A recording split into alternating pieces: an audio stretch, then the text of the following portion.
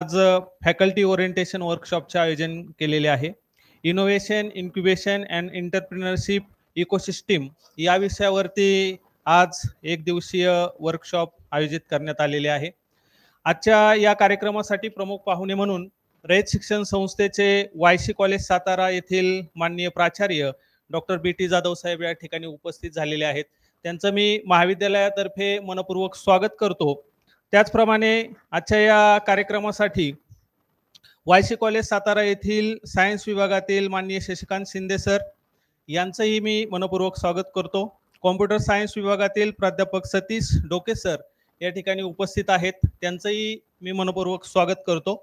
आणि सर्व व्यासपीठावरील प्रमुख पाहुण्यांना विनंती करतो की त्यांनी प्रतिमा पूजन करावे. साहेब, प्रतिमा वंदन करायचं होतं.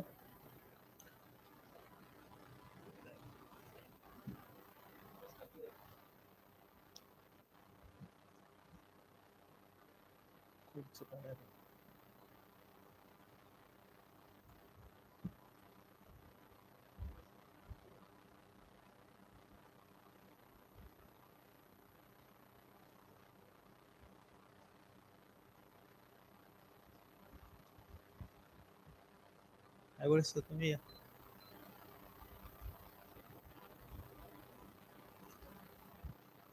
पाहुण्यांना व्यासपीठावर बसण्याची मी विनंती करतो. यानंतर आजच्या कार्यक्रमासाठी उपस्थित असलेल्या सर्व मान्यवरांचे स्वागत आणि सत्कार करण्याची विनंती मी महाविद्यालयाचे सन्माननीय प्राचार्य डॉक्टर सुरेश साळुंके साहेब यांना करतो. वायसी कॉलेज सातारा येथील प्राचार्य माननीय डॉक्टर बी.टी. जाधव साहेब यांचा सत्कार साहेबांनी करावा असे त्यांना विनंती करतो. यानंतर इलेक्ट्रॉनिक सायन्स विभागातील माननीय प्राध्यापक शशिकांत शिंदे सर यांचाही सत्कार साहेबांनी करावा असे मी त्यांना विनंती करतो.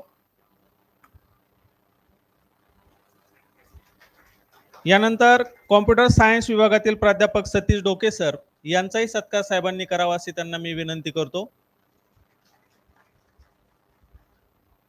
यानंतर आजच्या या वर्कशॉपचे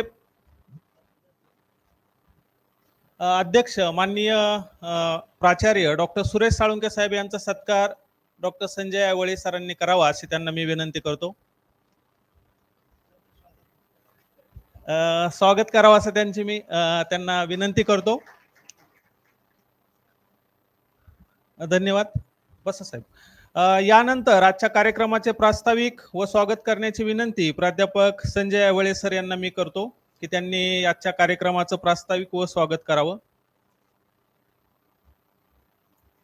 आज आपल्या महाविद्यालयामध्ये ऑर्गनायझेशन स्ट्रक्चर ऑफ CIII यावर व्याख्यान देण्यासाठी यशवंतराव चव्हाण इन्स्टिट्यूट ऑफ सायन्सचे प्राचार्य जाधव साहेब आलेले आहेत.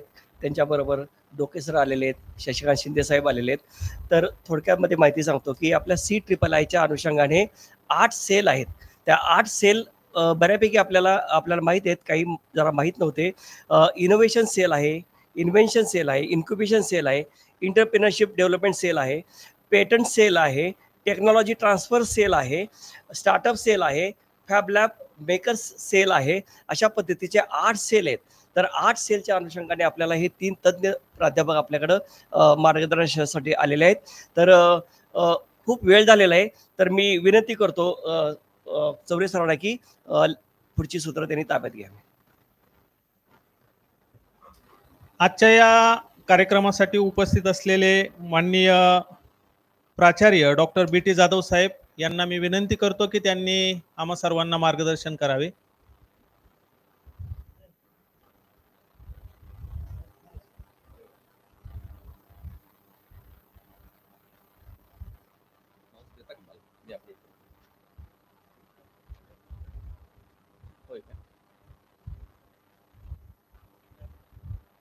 देत आहे का?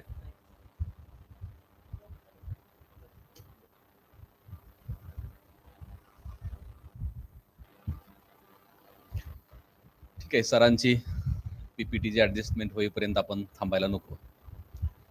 पहिल्यांदा मी SM जोशी कॉलेजचे प्राचार्य आणि आमचे ज्येष्ठ मार्गदर्शक प्राचार्य टी साळुंके सरांना धन्यवाद देतो की YC-CIII SM जोशी कॉलेजमध्ये काही CIIIची माहिती सांगण्याची संधी दिली, त्याबद्दल पहिल्यांदाच आभार मानतो. कारण शेवटी बोलण्याच्या ओघामध्ये ते आभार मानायचं राहून जाईल.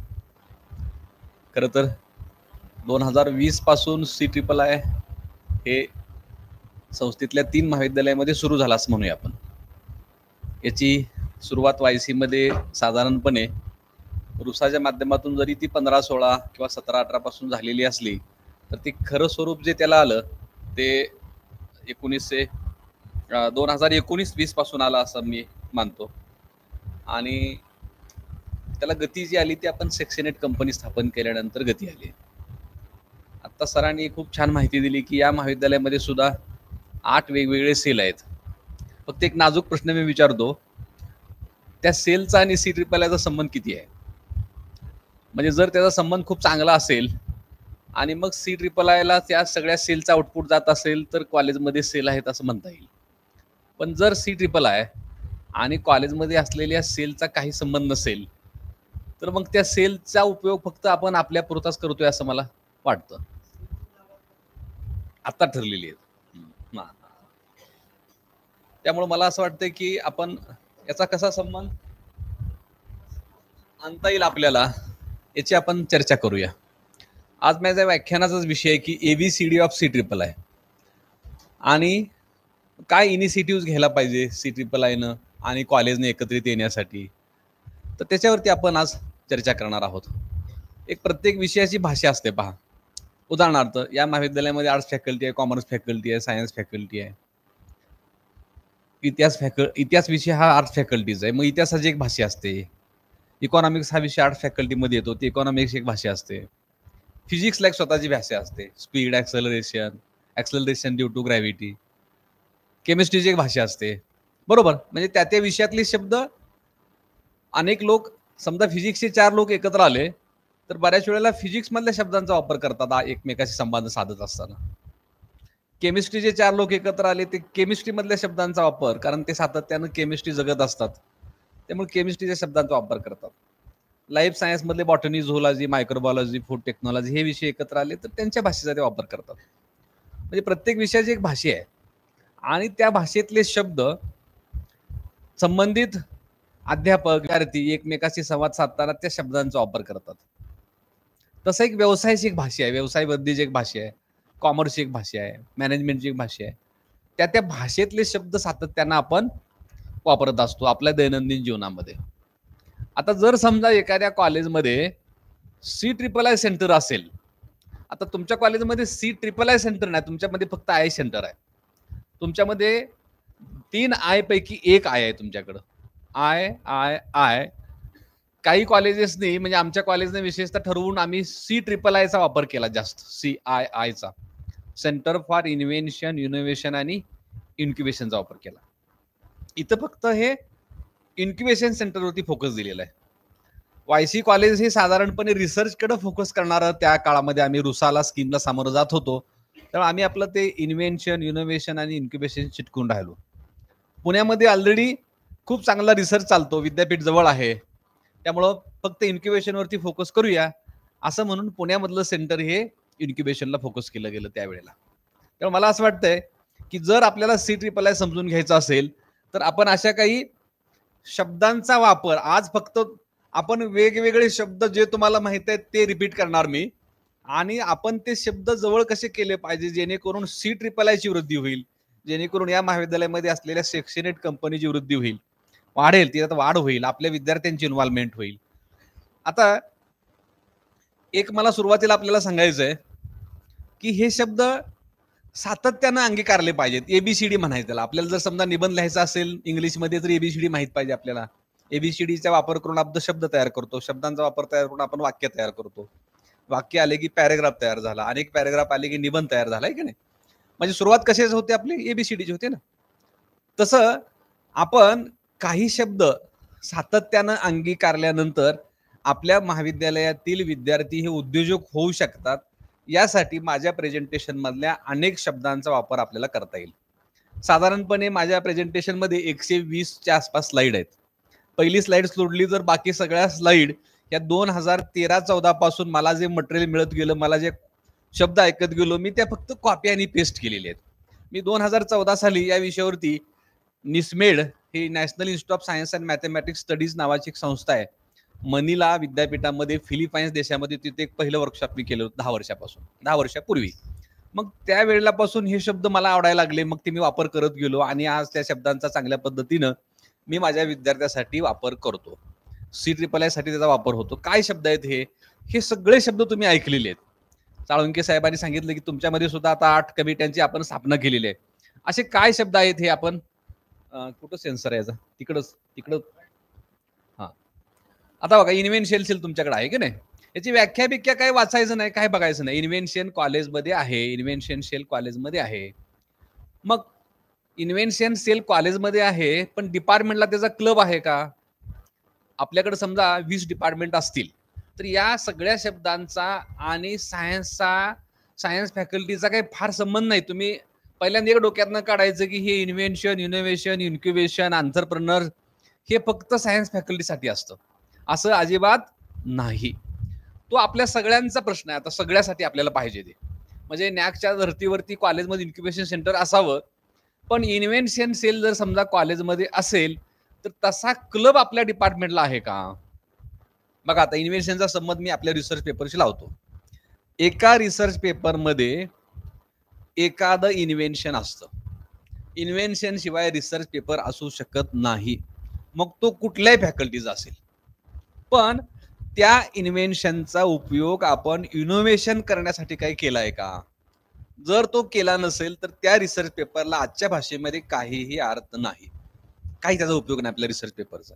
जर त्या रिसर्च पेपरमधून आपण काही इनोव्हेशन फाइंड आउट केलं नसेल, इनोव्हेशनसाठीचा वापर केला नसेल तर. म्हणजे प्रत्येक रिसर्च पेपर, मग तो आर्ट्स, कॉमर्स, सायन्स, हिस्ट्री, कुठल्या पण विषयात असतो, इकॉनॉमिक्सचा, कॉमर्सचा, मॅनेजमेंटचा, इन्शुरन्सचा, जेवढे तुमच्या कॉलेजमध्ये विषय चालतात त्या प्रत्येक फॅकल्टीनं किमान एक रिसर्च पेपर तयार केला असेल. आपल्या भाषेमध्ये त्याला आपण इन्व्हेन्शन म्हणूया, कारण ते पब्लिश झाले म्हणजे इन्व्हेन्शन आहे म्हणायचं ना आपण. एखाद्या PhDच्या थिसिसमध्ये 10-12 इन्व्हेन्शन असू शकतील, 1-2 इन्व्हेन्शन असू शकतील, पण जर त्याचा इनोव्हेशनसाठी वापर केला नाही तर त्या रिसर्च पेपरला आज बाजारामध्ये फारशी किंमत नाही.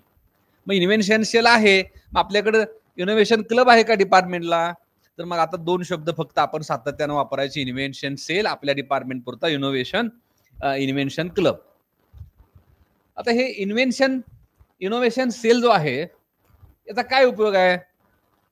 तर प्रत्येक आपण काय करायला पाहिजे, म्हणजे मी आमच्याकडं सिस्टीम कशी आहे, तुमच्याकडे कशी आहे, ह्याचा भाग वेगळा, पण मला असं वाटतं की साधारणपणे एका दुसऱ्या महिन्यातून आपण आर्ट्स, कॉमर्स, सायन्सच्या विद्यार्थ्यांचं विज्ञान प्रदर्शन घेतो का? तुम्ही असं म्हणाल की अरे ते सायन्सचा भाग आहे, आपल्याला काय करायचं आर्ट्स अँड कॉमर्सच्या लोकांना?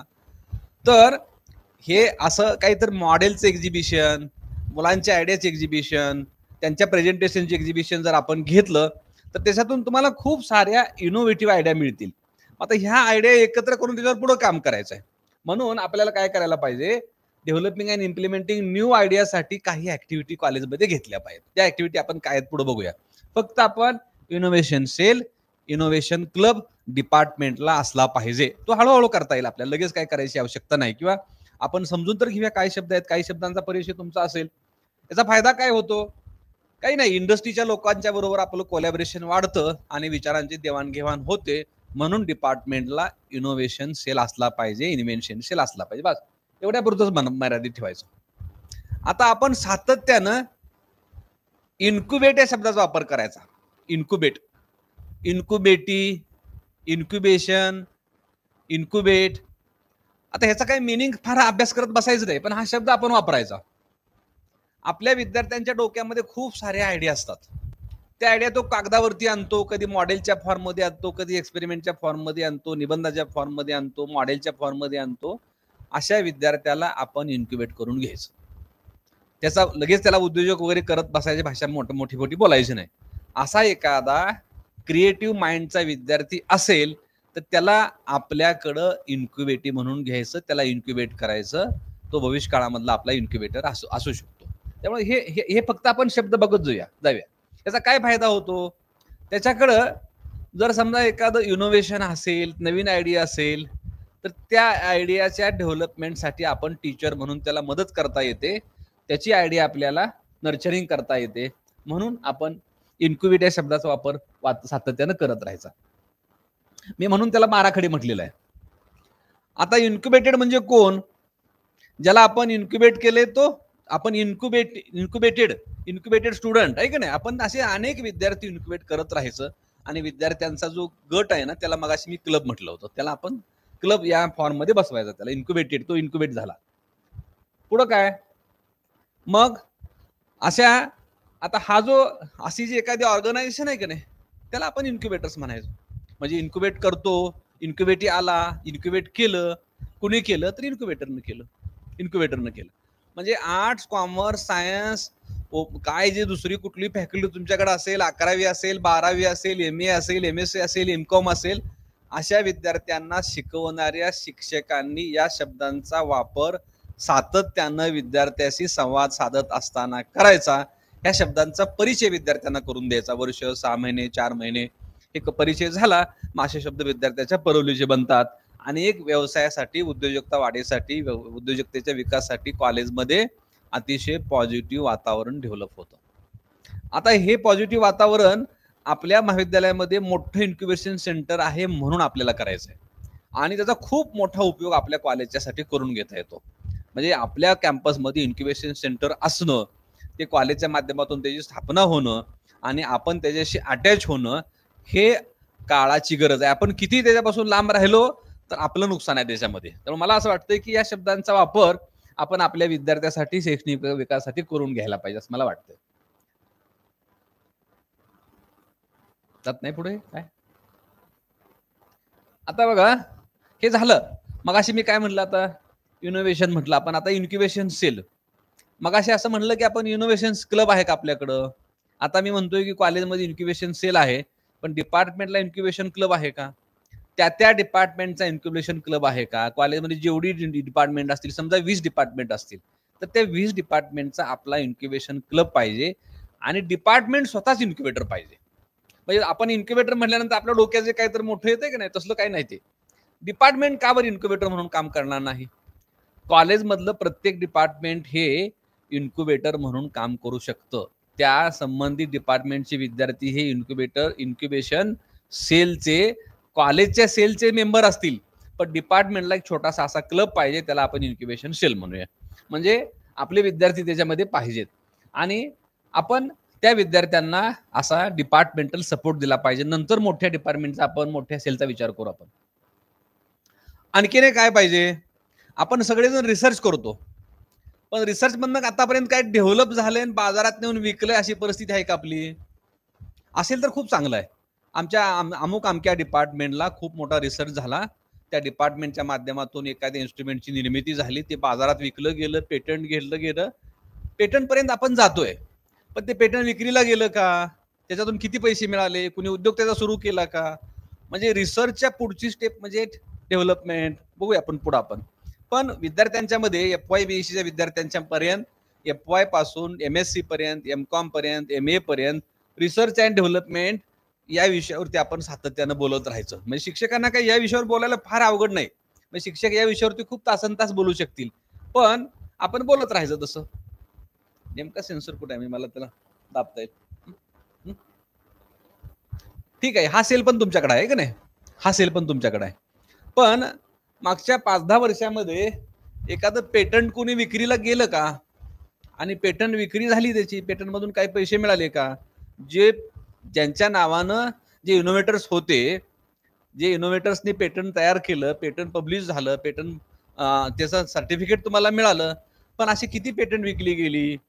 म्हणजे पेटंट म्हणलं की आपण फक्त आर्ट्स कॉमर्स वाल्यांनी सायन्सकडे बघायचं आणि सायन्स वाल्यांनी काही इंजिनिअरिंगच्या लोकांचं काम असतंय ते, किंवा इंजिनिअरिंग वाल्यांनी म्हणायचं ते टेक्नॉलॉजीचं काम असतंय, असं नाही. ते पण ते पेटंट विकलं गेलं का?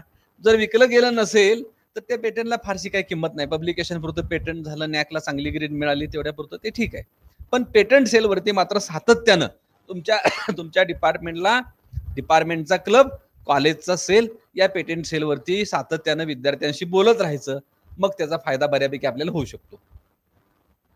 चला नेक्स्ट. आता तुम्ही हे करा. आता एक वेगळा शब्द, पुन्हा एक स्टार्टअप सेल पहा. स्टार्टअप सेल, कॉलेजमध्ये स्टार्टअप सेल आहे असं मला सांगितलं तुम्ही, पण डिपार्टमेंटनं काय स्टार्टअप सुरू केलं एखाद्या? आता आम्ही खूप 5 वर्षानंतर एक प्रत्येक डिपार्टमेंटला स्टार्टअप सुरू केलं आणि आता 5 डिपार्टमेंट आमची जवळजवळ 25 डिपार्टमेंट एक एक ग्रुप केलाय 5-5 डिपार्टमेंटचा आणि त्या डिपार्टमेंटचं एक स्टार्टअप आपल्याला सुरू करायचं आहे. एक स्टार्टअप म्हणजे स्टार्टअप सेल वेगळा, पण डिपार्टमेंटला स्टार्टअप आहे का? डिपार्टमेंट जर स्टार्टअप काम करत नसेल तर मग प्रोडक्शन डिपार्टमेंटला काही होत नाही, त्याची विक्री होत नाही. म्हणून मला असं वाटतं की स्टार्टअप सेल आपल्याकडं असतो, पण डिपार्टमेंटला स्टार्टअप नसतं, कॉलेजमध्ये एखादं स्टार्टअप नसतं. त्यामुळे या स्टार्टअपवरती पण आपण सातत्यानं बोलत राहायचं. स्टार्टअप हा शब्द 11वीच्या मुलाला पण कळायला पाहिजे आणि MA MCOM असलेल्या मुलाला सुद्धा कळायला पाहिजे आणि आपल्या सगळ्यांना तर तो माहित असेल असं कन्सिडर करूया आपण. त्यामुळे स्टार्टअप हा शब्द सातत्यानं बोलायचा, सातत्यानं. महिन्याभरात एखादं व्याख्यान स्टार्टअपवर झालं पाहिजे. 15 दिवसातून एखाद्या डिपार्टमेंटनं स्टार्टअपवरती एखादं सेमिनार ठेवलं पाहिजे. महिन्याभरातून एखाद्या फॅकल्टीनं स्टार्टअपवरती एखादा कॉन्फरन्स ऑर्गनाईज केली पाहिजे. या प्रक्रियेमध्ये स्टार्टअप या शब्दावरती सातत्यानं बोलत राहायचं. त्याचा कितपत अर्थ कळाला, किती डीपमध्ये कळाला, त्याची डेफिनेशन वाचायची आहे का, हे काय याच्यावर परीक्षा वगैरे द्यायची नाही, आपल्याला काहीच करायचं नाही. फक्त या शब्दावरती सातत्यानं फॅकल्टीने विद्यार्थ्याशी बोलत राहायचं. आपापसात या शब्दांचा अर्थ बोलत राहायचा, आपापसात बोलायचं. म्हणजे स्टार्टअप हा शब्द आता फक्त इंजिनिअरिंग पुरता, MBA पुरता, टेक्नॉलॉजी पुरता मर्यादित राहिलेला नाही. तो कुठंही सुरू होतो, कुठेही संपतो. त्यामुळे तुमच्या एखाद्या विद्यार्थ्यांना जर समजा स्टार्टअप केलेलं असेल तर त्याचं कौतुक करायचं, त्याला बोलवायचं, त्याचं अभिनंदन करायचं, त्याचा सत्कार करायचा. म्हणजे स्टार्टअप या शब्दावरती आपण सातत्यानं बोलत राहायचं. म्हणजे स्टार्टअप विषयी काय आहे, व्याख्या काय आहे वगैरे असलं काय सांगणार नाही आजच्या सेशनमध्ये मी. फक्त अशा काही शब्दांचा वापर आपल्या फॅकल्टीनं सातत्यानं केला पाहिजे एवढंच मी सांगतोय. Next sir. आता हे सगळं चालवायचं असेल, बघा मी आपण आता 4 शब्दांचा वापर आपण केला. Innovation cell, innovation club, invention cell, invention club, बरोबर. त्याच्यानंतर इन्क्युबेशन सेल, इन्क्युबेशन क्लब. आता हे 6 शब्द कधी तयार होतात? हे 6 शब्द आपल्या टीचिंगमध्ये काही लर्निंग अप्रोचेस इन्क्लूड केल्यानंतर विद्यार्थ्यांच्या तोंडामध्ये, विद्यार्थ्यांच्या विचारामध्ये, विद्यार्थ्यांच्या लिखाणामध्ये मागच्या 6 शब्दांचा आपल्याला वापर करता येतो. मागे मी आता 6 शब्द वापरले, परत रिपीट करतो मी. Invention cell, invention club, innovation cell, innovation club, incubation cell, incubation club आणि स्टार्टअप सेल आणि स्टार्टअपचा क्लब डिपार्टमेंटला स्टार्टअप आहे का बघायचं. हे 7-8 शब्द आपण सातत्यानं वापरायचे. हे शब्द वापरत राहायचं सातत्यानं. त्याचा अर्थ किती कळाला वगैरे काही माहित नाही आपल्याला, पण हे कधी वापरता येतील आपल्याला? जर आपण आपल्या रेग्युलर टीचिंगमध्ये 11वी पासून MSc पर्यंत, अगदी मग आपला काही कुठले छोटे मोठे कोर्स असतील, स्किल कोर्स असतील, आपले सर्टिफिकेट कोर्स असतील, डिप्लोमा असतील, ॲडव्हान्स डिप्लोमा असतील, ॲडऑन कोर्सेस असतील, प्रत्येक डिपार्टमेंटला काही ना काही असतंच. आपण नॅकसाठी अशा ऍक्टिव्हिटी करतो. मग इथं आपण ज्या ऍक्टिव्हिटी घेतो त्याच्यातल्या ऍक्टिव्हिटी ह्या maximum activity hands on activity असल्या पाहिजेत. हँड्स ऑन ऍक्टिव्हिटी असल्याशिवाय पाठीमागे वापरलेल्या 8 शब्दांचा अर्थ विद्यार्थ्यांना कळत नाही. म्हणून आपण जेव्हा जेव्हा अशा ऍक्टिव्हिटी कॉलेजमध्ये घेतो त्याच्यातून मुलं शिकतात. कुठलीही ऍक्टिव्हिटी घेतली, काय घेतलं समजा आज BSc फर्स्ट इयरच्या किंवा BA फर्स्ट इयरच्या विद्यार्थ्यांना सांगितलं मराठी विषय शिक्षकांनी की चला आपण आज नवीन एका विषयावरती निबंध लिहूया. निबंध बहुतेक लोक तपासत नाहीत, आपण घेतो आणि ते तसेच ठेवतो. निबंध लिहिला याच्यावरती कौतुक करतो आपण, पण बहुतेक तपासलं जात नाही. पण एखाद्या विषय त्यांना दिला आणि त्या विषयावरती निबंध द्यायला सांगितला तर खूप साऱ्या आयडिया ते विद्यार्थी त्याच्या निबंधामध्ये मांडतात. याच्यातल्या नव्या आयडिया, विद्यार्थ्याला सुचलेल्या आयडिया ह्या त्यानं मांडलेला विचार आहे. तो विचार कागदावरती आहे, पण तो एखाद्या मॉडेलमध्ये कन्वर्ट करता येईल का? एखाद्या वर्किंग मॉडेलमध्ये आणता येईल का? एखाद्या डेमो मॉडेलमध्ये आणता येईल का? एखाद्या डिजिटल मॉडेलमध्ये आणता येईल का? एखाद्या अॅनालॉग मॉडेलमध्ये आणता येईल का? तर तिथं त्या विद्यार्थ्याची आयडिया असते ती. आणि मग अशा ऍक्टिव्हिटीना ऍक्टिव्हिटी बेस्ड लर्निंग म्हणायचं. आपण ऍक्टिव्हिटी घेतली की नाही, आपण खूप सारी ऍक्टिव्हिटी घेतोच ना. आपण निबंध घेतो, वक्तृत्व स्पर्धा घेतो, आर्ट्स कॉमर्समध्ये किंवा एखाद्या डिजिटल बँकिंग विषयी आपण माहिती सांगतो, सायबर सिक्युरिटी सांगत असतो. अशा ज्या ऍक्टिव्हिटी आहेत या लर्निंग अप्रोचेसला हँड्स ऑन एक्सपिरियन्सेस विद्यार्थ्यांना दिल्यानंतर या ज्या ऍक्टिव्हिटी स्टुडंट सेंट्रिक आहेत, त्याच्यातून मग इनोव्हेशन जन्माला येतं, त्याच्यातून इन्क्युबेशन जन्माला येतं, त्याच्यातून इन्व्हेन्शन जन्माला येतं, मग क्लब स्थापन होतो, बरोबर. तर हे शब्द मात्र आले पाहिजे ऍक्टिव्हिटी बेस्ड लर्निंग. नंतर काय, असाच एक पहा, हे गेम बेस्ड लर्निंग आहे. आता गेम बेस्ड लर्निंग म्हणजे काय, अनेक विद्यार्थी डिजिटल गेम खेळतात, अनेक विद्यार्थी मोबाईलवर गेम खेळतात, अनेक विद्यार्थी वेगवेगळे ऍप वापरून गेम खेळतात. अशा विद्यार्थ्यांच्याकडं खूप चांगल्या इनोव्हेटिव्ह आयडिया असतात. इन्व्हेंटिव्ह म्हणत नाही मी, इनोव्हेटिव्ह आयडिया असतात. मग अशा लर्निंगला आपण जर वाव दिला तर विद्यार्थी त्यांच्या ज्या खूप चांगल्या आयडिया आहेत त्या आपण नोट करून घ्यायच्या, आणि मगाशी मी जर सांगितलं त्या आयडियाचं कन्व्हर्शन पुन्हा डिजिटल मॉडेलमध्ये करायचं, अॅनालॉग मॉडेलमध्ये करायचं, वर्किंग मॉडेलमध्ये करायचं, डेमो मॉडेलमध्ये करायचं, हे टीचरचं काम आहे. मग शब्द कुठला येतो, मग इनोव्हेशन येतं, इन्व्हेन्शन येतं, स्टार्टअप येतं. मग त्यासाठी या गेम बेस्ड लर्निंगची सुद्धा खूप गरज आहे. हे कशासाठी, तर इंटरॅक्शन होते आणि स्टुडंटला एंगेज ठेवता येतं, म्हणून युजिंग गेम बेस्ड लर्निंग. हे सगळे एक्सपेरिमेंट्स आता IITच्या फर्स्ट इयरला करतात. तुम्ही असं म्हणाल की मग IITचा आपला काय संबंध आहे, त्यांना करू दे. पण आता आपल्याला सायन्स, इंजिनिअरिंग आणि टेक्नॉलॉजी हे शब्द एकत्र अर्थानं वापरायचे. आपण असं म्हणून चालणार नाही की मी सायन्सचा आहे, मी इंजिनिअरिंगचा नाही. कुणी तर म्हणेल की मग मी इंजिनिअरिंगचा आहे, मी सायन्सचा नाही. कुणी तर टेक्नॉलॉजीवाली म्हणतील की मी टेक्नॉलॉजीचा आहे, मी इंजिनिअरिंगचा नाही. सायन्स, इंजिनिअरिंग आणि टेक्नॉलॉजी हे शब्द आता फार लांब लांब राहिलेले नाहीत. आणि सायन्स आणि आर्ट्स मधले डिफरन्स आपल्याला कमी करायचे आहेत, सायन्स आणि कॉमर्स मधला डिफरन्स आपल्याला कमी करायचा आहे. फक्त आपल्याला स्टार्टअपसाठी काम करायचं आहे, फक्त आपल्याला इनोव्हेशनसाठी काम करायचं आहे, फक्त आपल्या इन्क्युबेशनसाठी काम करायचं असेल तर ह्या आयडिया देशामधून आल्या पाहिजे. सर नेक्स्ट, आता मॉडेल बेस्ड लर्निंग. आपण हे असे खूप शब्द आहेत, जवळजवळ 500 शब्दांचा संच PPT मध्ये आहे. या फक्त शब्दांची आपल्याला ओळख सुद्धा करून घ्यायची नाही. हे शब्द आपण आज फक्त कानावरून घालवायचे का, आपल्या ऐकल्यासारखं करायचं आणि भविष्यकाळामध्ये ह्या शब्दाचा अर्थ कितपत आपल्याला जमेल तेवढा करायचा. मॉडेल बेस्ड लर्निंग हे सगळे प्रयोग आम्ही गेल्या 5 वर्षापासून 7 वर्षापासून YC स्टॉप सायन्सच्या BSc फर्स्ट इयर आम्ही वर्ग वाटले. चला मॉडेल बेस्ड लर्निंग कुठल्या वर्गाला घ्यायचं, BSc फर्स्ट इयरला घ्यायचं.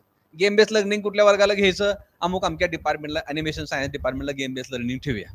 त्याच्यानंतर आणखीन अशा खूप साऱ्या लर्निंगच्या ऍक्टिव्हिटी वेगवेगळ्या डिपार्टमेंटला आपण राबवायचा प्रयत्न करायचा. कॉम्प्लेक्स आयडिया सिम्प्लिफाय करायचे असतील तर मॉडेल बेस्ड लर्निंगचा वापर केला जातो. एखादी ऍक्टिव्हिटी मॉडेल बेस्ड लर्निंग वरती घ्यायची.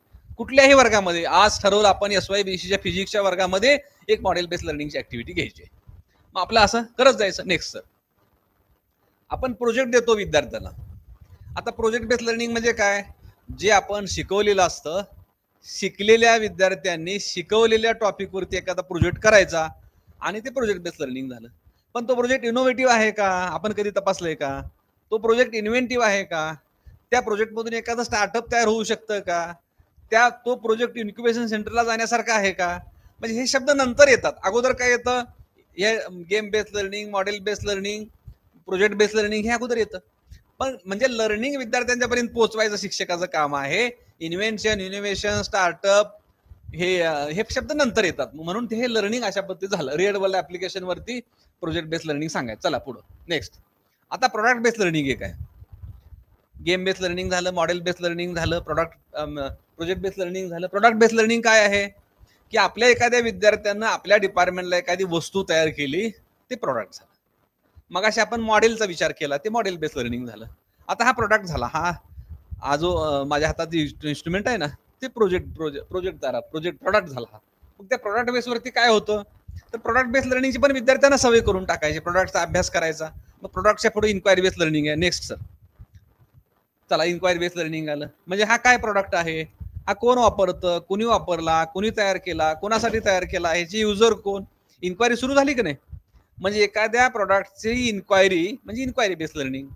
आता ह्याच्यात काय ड्रॉबॅक्स आहेत, मी आता दाबून बघितलं पण ही पुढे सरकत नाही, कारण ह्याचा सेन्सर मला इथं कुठं त्याचा स्पॉट माहित नाही. म्हणून हे काय करतात, आता हाताने करतायत. मग ह्याच्यात ड्रॉबॅक्स मला दिसले की नाही.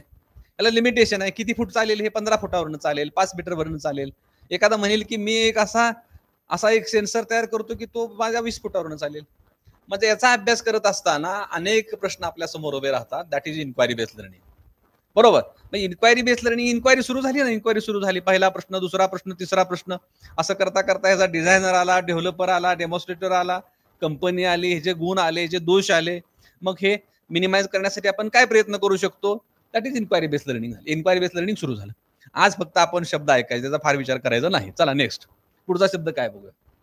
आता बघा, इन्क्वायरी बेस्ड लर्निंग झाल्यानंतर मग अशी म्हणलं की हे काय आहे, हे कुणी तयार केलं, कोणासाठी तयार केलं, वापरकर्ता कोण, याचं लायसन कुणी दिलं, मग काय आलं, हे डिझाईन आलं, डेव्हलप आलं, डेमॉन्स्ट्रेट आलं, नवीन शब्द आले की नाही, नवीन शब्द उभा राहिले ना, नवीन शब्द आले.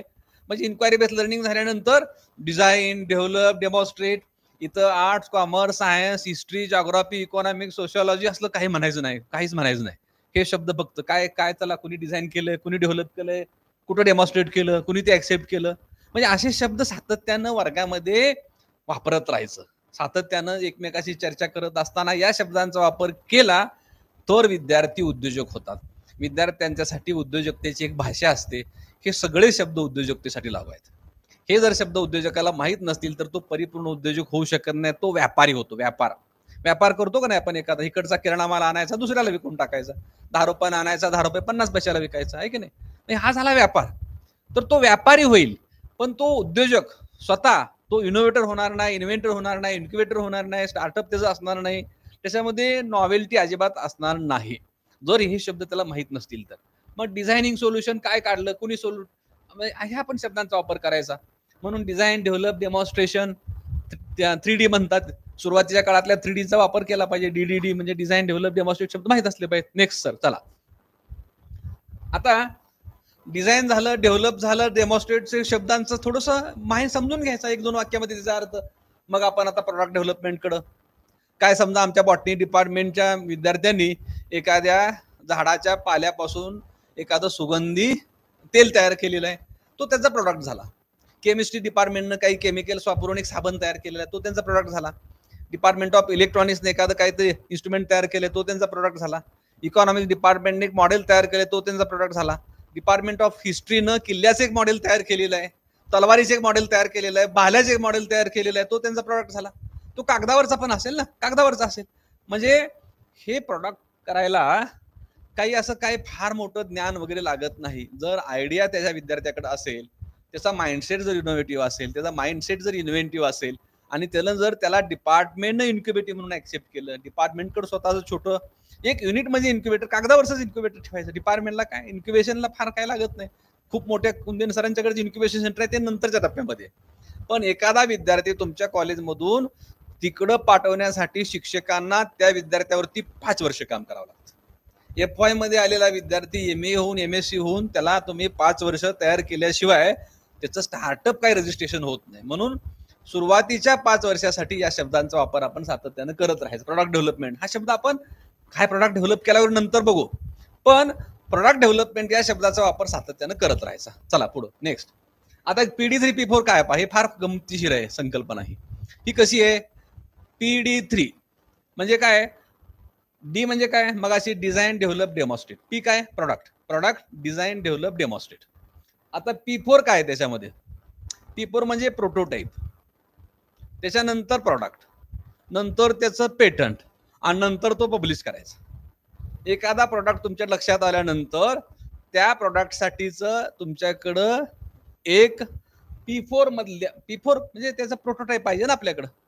प्रोटोटाईपचं कन्व्हर्शन प्रोडक्टमध्ये होईल, प्रोडक्टचा आपण पेटंट घेऊ, नंतर तो पब्लिश करा किंवा विकून टाका, मार्केटमध्ये घेऊन जा. तर हे छोटे छोटे शब्द आहेत की नाही, हे छोटे छोटे शब्द टेक्नॉलॉजीचे लोक वापरत असतात. आता ते शब्द त्यानेच वापरायला पाहिजे अशी काही मक्तेदार राहिलेली नाही, म्हणून ते शब्द आपण पण वापरायचे. PD3 P4चा वापर करायचा. त्याला structured approach, unstructured approach, design संकल्पना, ते कोर्सेस आहेत वेगवेगळे. त्या कोर्सेसला इथं आपण त्या कोर्सेस मधल्या शब्दांचा वापर करायचा सातत्यानं. कोर्स तुम्ही या विद्यार्थ्यांनी करू दे किंवा न करू दे, असे शब्द आपण वापरत राहायचे. किंवा क्वालिटी, इफेक्टिव्हनेस याचा वापर करतो का नाही आपण, नेहमी क्वालिटीवर बोलतो का नाही. सगळ्यात जास्त क्वालिटीवर कोण बोलत असेल तर शिक्षक, कारण खरेदी कमी पण क्वालिटीची असते, त्यामुळे क्वालिटीवर जास्त शिक्षक बोलतात आहे का नाही. क्वालिटीवर खूप चांगलं बोलणारे शिक्षक आहेत. चला पुढं नेक्स्ट सर. आता आणखीन काय बोलायचं आपण बघा. आपण म्हणून म्हटलं, माझ्या प्रेझेंटेशनलाच म्हटलं ABCD ऑफ स्टार्टअप म्हटलंय. आता ह्या कंपन्या कोणी सुरू केल्या, काय सुरू केल्या, काय बघायचं नाही. पण फक्त भारतामध्ये कुठल्या कुठल्या प्रकारच्या कंपन्या असतात हे कुठल्याही शिक्षकाला जर माहित नसेल तर मग काही अर्थ नाही आपल्याला. मग तो इतिहास शिकवतो का भूगोल शिकवतो, आपल्याला असं वाटतं की सगळं कॉमर्सच्या लोकांनी करावं. कॉमर्सला 1-2च प्राध्यापक असतात, त्यांनी बिचाऱ्यांनी काय काय करावं हा प्रश्न येतो ना, आणि कोणाकोणाला मार्गदर्शन करावं त्यांनी. त्यामुळे हे सगळं आपण ह्या शब्दांचा वापर करायचा. Private limited company, limited liability, minimum 2 stakeholder असलेली कंपनी, हे काय आपण परीक्षा द्यायची नाही आपल्याला. शिक्षकांना या विषयावरची कुठलीही परीक्षा द्यायची नाही. पण हे शब्द आपल्याला महाविद्यालयाच्या कॅम्पसमध्ये इन्क्युबेशन सेंटर असल्यामुळं या शब्दांचा आपला परिचय असला पाहिजे. कारण इथे येणारे कोण आहेत? उद्योजक आहेत. तुमच्याकडनं तुम्हाला कोण तयार करायचं आहे? उद्योजक तयार करायचे. आता उद्योजक तयार करणं एवढी सोपी गोष्ट नाही. का असं म्हणतोय पहा, मी एक उदाहरण सांगतो तुम्हाला. एखाद्या कॉलेजमध्ये सिनियर कॉलेजला 4000 विद्यार्थी असतील तर वर्षभर ईडीसीएलनं मार्गदर्शन केल्यानंतर 40च विद्यार्थ्यांच्या मनामध्ये उद्योजक होण्याची स्वप्न पडतात. 40 विद्यार्थी, फक्त 40. 4000 मधले 40. त्यांच्या 40वरती 2-3 वर्ष काम केल्यानंतर 4च विद्यार्थी स्टार्टअप करायला तयार होतात. 4 विद्यार्थी तयार होतात. त्या 4 विद्यार्थ्यांच्या पैकी एक स्टार्टअप शेवटपर्यंत व्यवस्थितपणे चालेल 4घांनी सुरू केल्यानंतर. मग 4000 मध्ये किती? 1.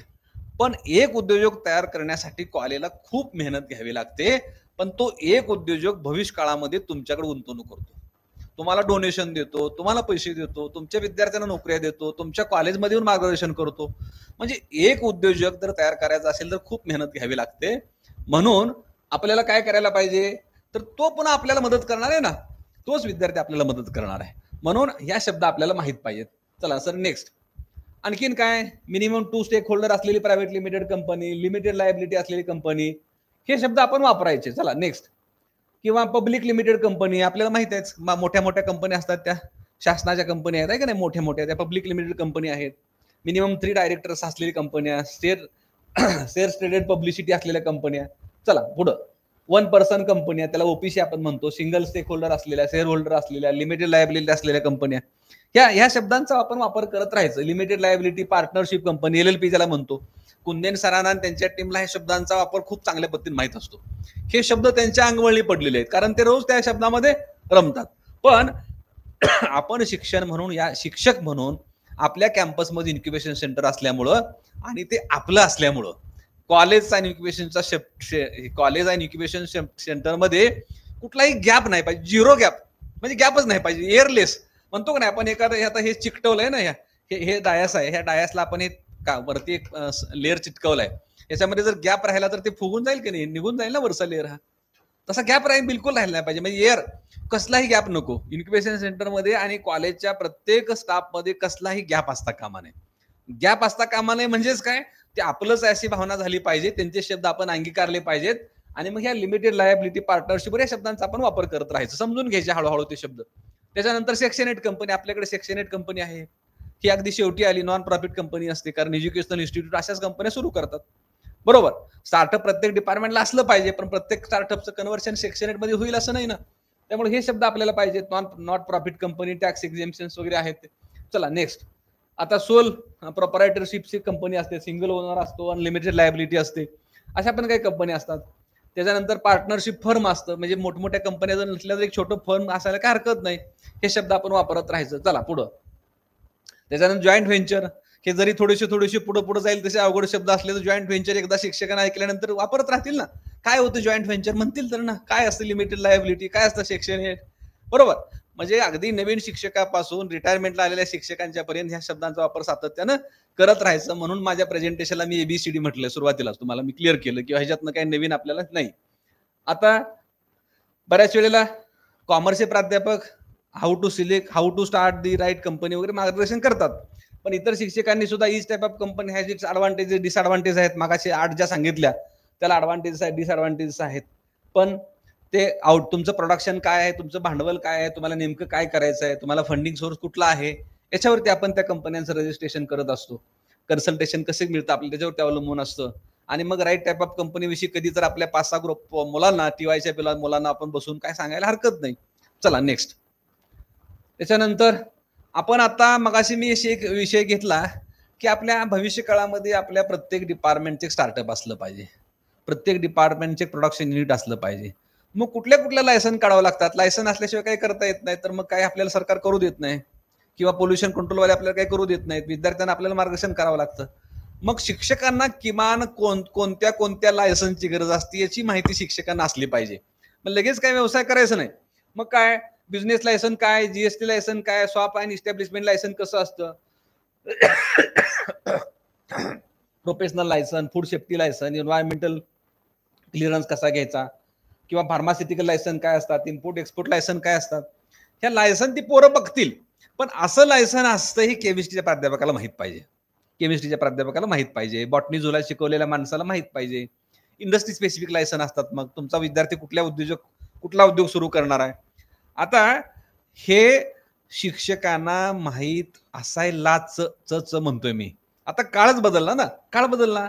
रिसर्च झालं, एक्सटेन्शन झालं, पेटंट झालं, पब्लिकेशन झाले. आता काय, आता स्टार्टअपचा जमाना आलेला आहे. आता तुम्ही किती उद्योजक सुरू केले असं विचारलं जातं. ज्या IIT मधले विद्यार्थी नोकरीला जातात त्या IIT मध्ये पुढची नवीन बॅच भरताना फार अडचणी येतात. IITला ॲडव्हर्टाइजमेंट करावी लागते.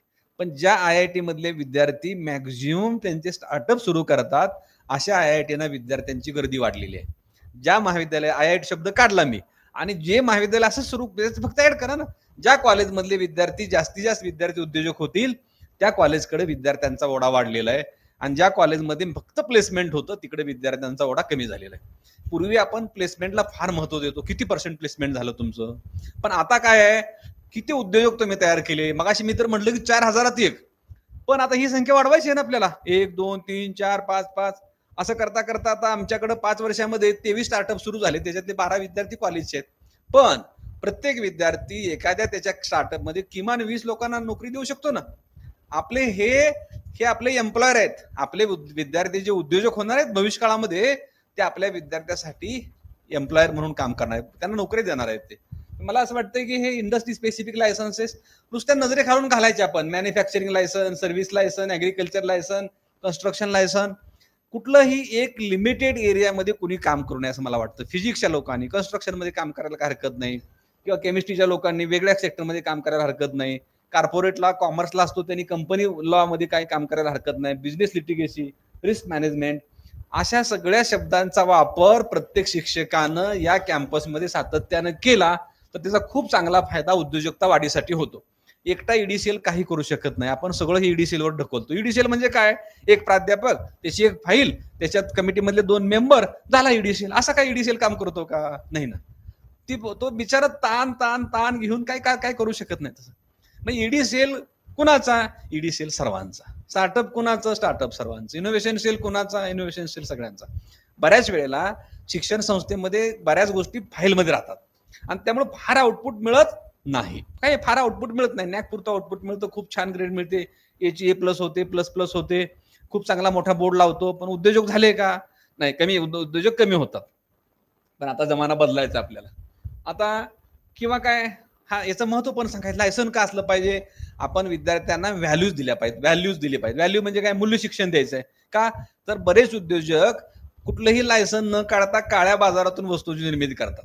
मग असं पण विद्यार्थ्यांनी करू नये ना. मग काय आहे त्याला, म्हणजे कॉन्सिक्वेन्सेस ऑफ नॉन कंप्लायन्सेस त्यांना भविष्य काळामध्ये कुठली अडचण येणार नाही. म्हणजे विद्यार्थ्यांना उद्योजक करताना त्यांना इथिक्स ह्या सगळ्या गोष्टी शिकवल्या पाहिजेत. पेनल्टीज अँड फाईन्स असतात. बाबा बिझनेस क्लोज करावून टाकावा लागतो आपल्याला, तुझं रिप्युटेशन खराब होतं बाजारामधलं. त्यामुळे ह्या सगळ्या लायसन्सची गरज आहे. विद्यार्थी व्यवसाय कधी सुरू करेल काय माहित नाही आपल्याला. पण विद्यार्थ्यांची चुणूक शिक्षकाच्या लक्षात आली पाहिजे. म्हणजे तो विद्यार्थी कुठला का असेल, त्याची चुणूक लक्षात आली पाहिजे आपल्याला. म्हणून त्या लायसनचं महत्व आपल्याला समजून सांगायचं. पुढं आता खरा रोल सुरू होतो पहा तुमचा इथं. हे शब्द सगळे झाले, भरपूर शब्द सांगितले मी. आता संख्या जवळजवळ 50 इथपर्यंत गेली. पण पुढचा माझा फार महत्वाचा आहे की role of faculty in various cells related to innovation आणि एंटरप्रेन्योरशिप. आता शिक्षकांचा ह्याच्यात रोल काय आहे? मग अशी मी इतकापर्यंत म्हणत होतो की तुम्ही शब्द ऐका. आता भरपूर पोट भरला आपलं शब्द ऐकून आहे की नाही. आता नेमका रोल काय आपल्याला बघा. शिक्षकांचा रोल काय? तर इन्व्हेन्शन सेल मध्ये काय रोल आहे? एखाद्या विद्यार्थ्याला इनोव्हेटिव्ह होण्यासाठी गाईड करायचं. एखादा विद्यार्थी इन्व्हेंटिव्ह असावा म्हणून गाईड करायचं. एखाद्या विद्यार्थ्यानं इन्क्युबेशन सुरू करावं म्हणून त्याला गाईड करायचं. म्हणजे काय आहे, faculty members are expected to guide students in generating innovative ideas and developing prototypes. They provide technical expertise and mentorship to help student refine their inventions. This is very important role of the teacher.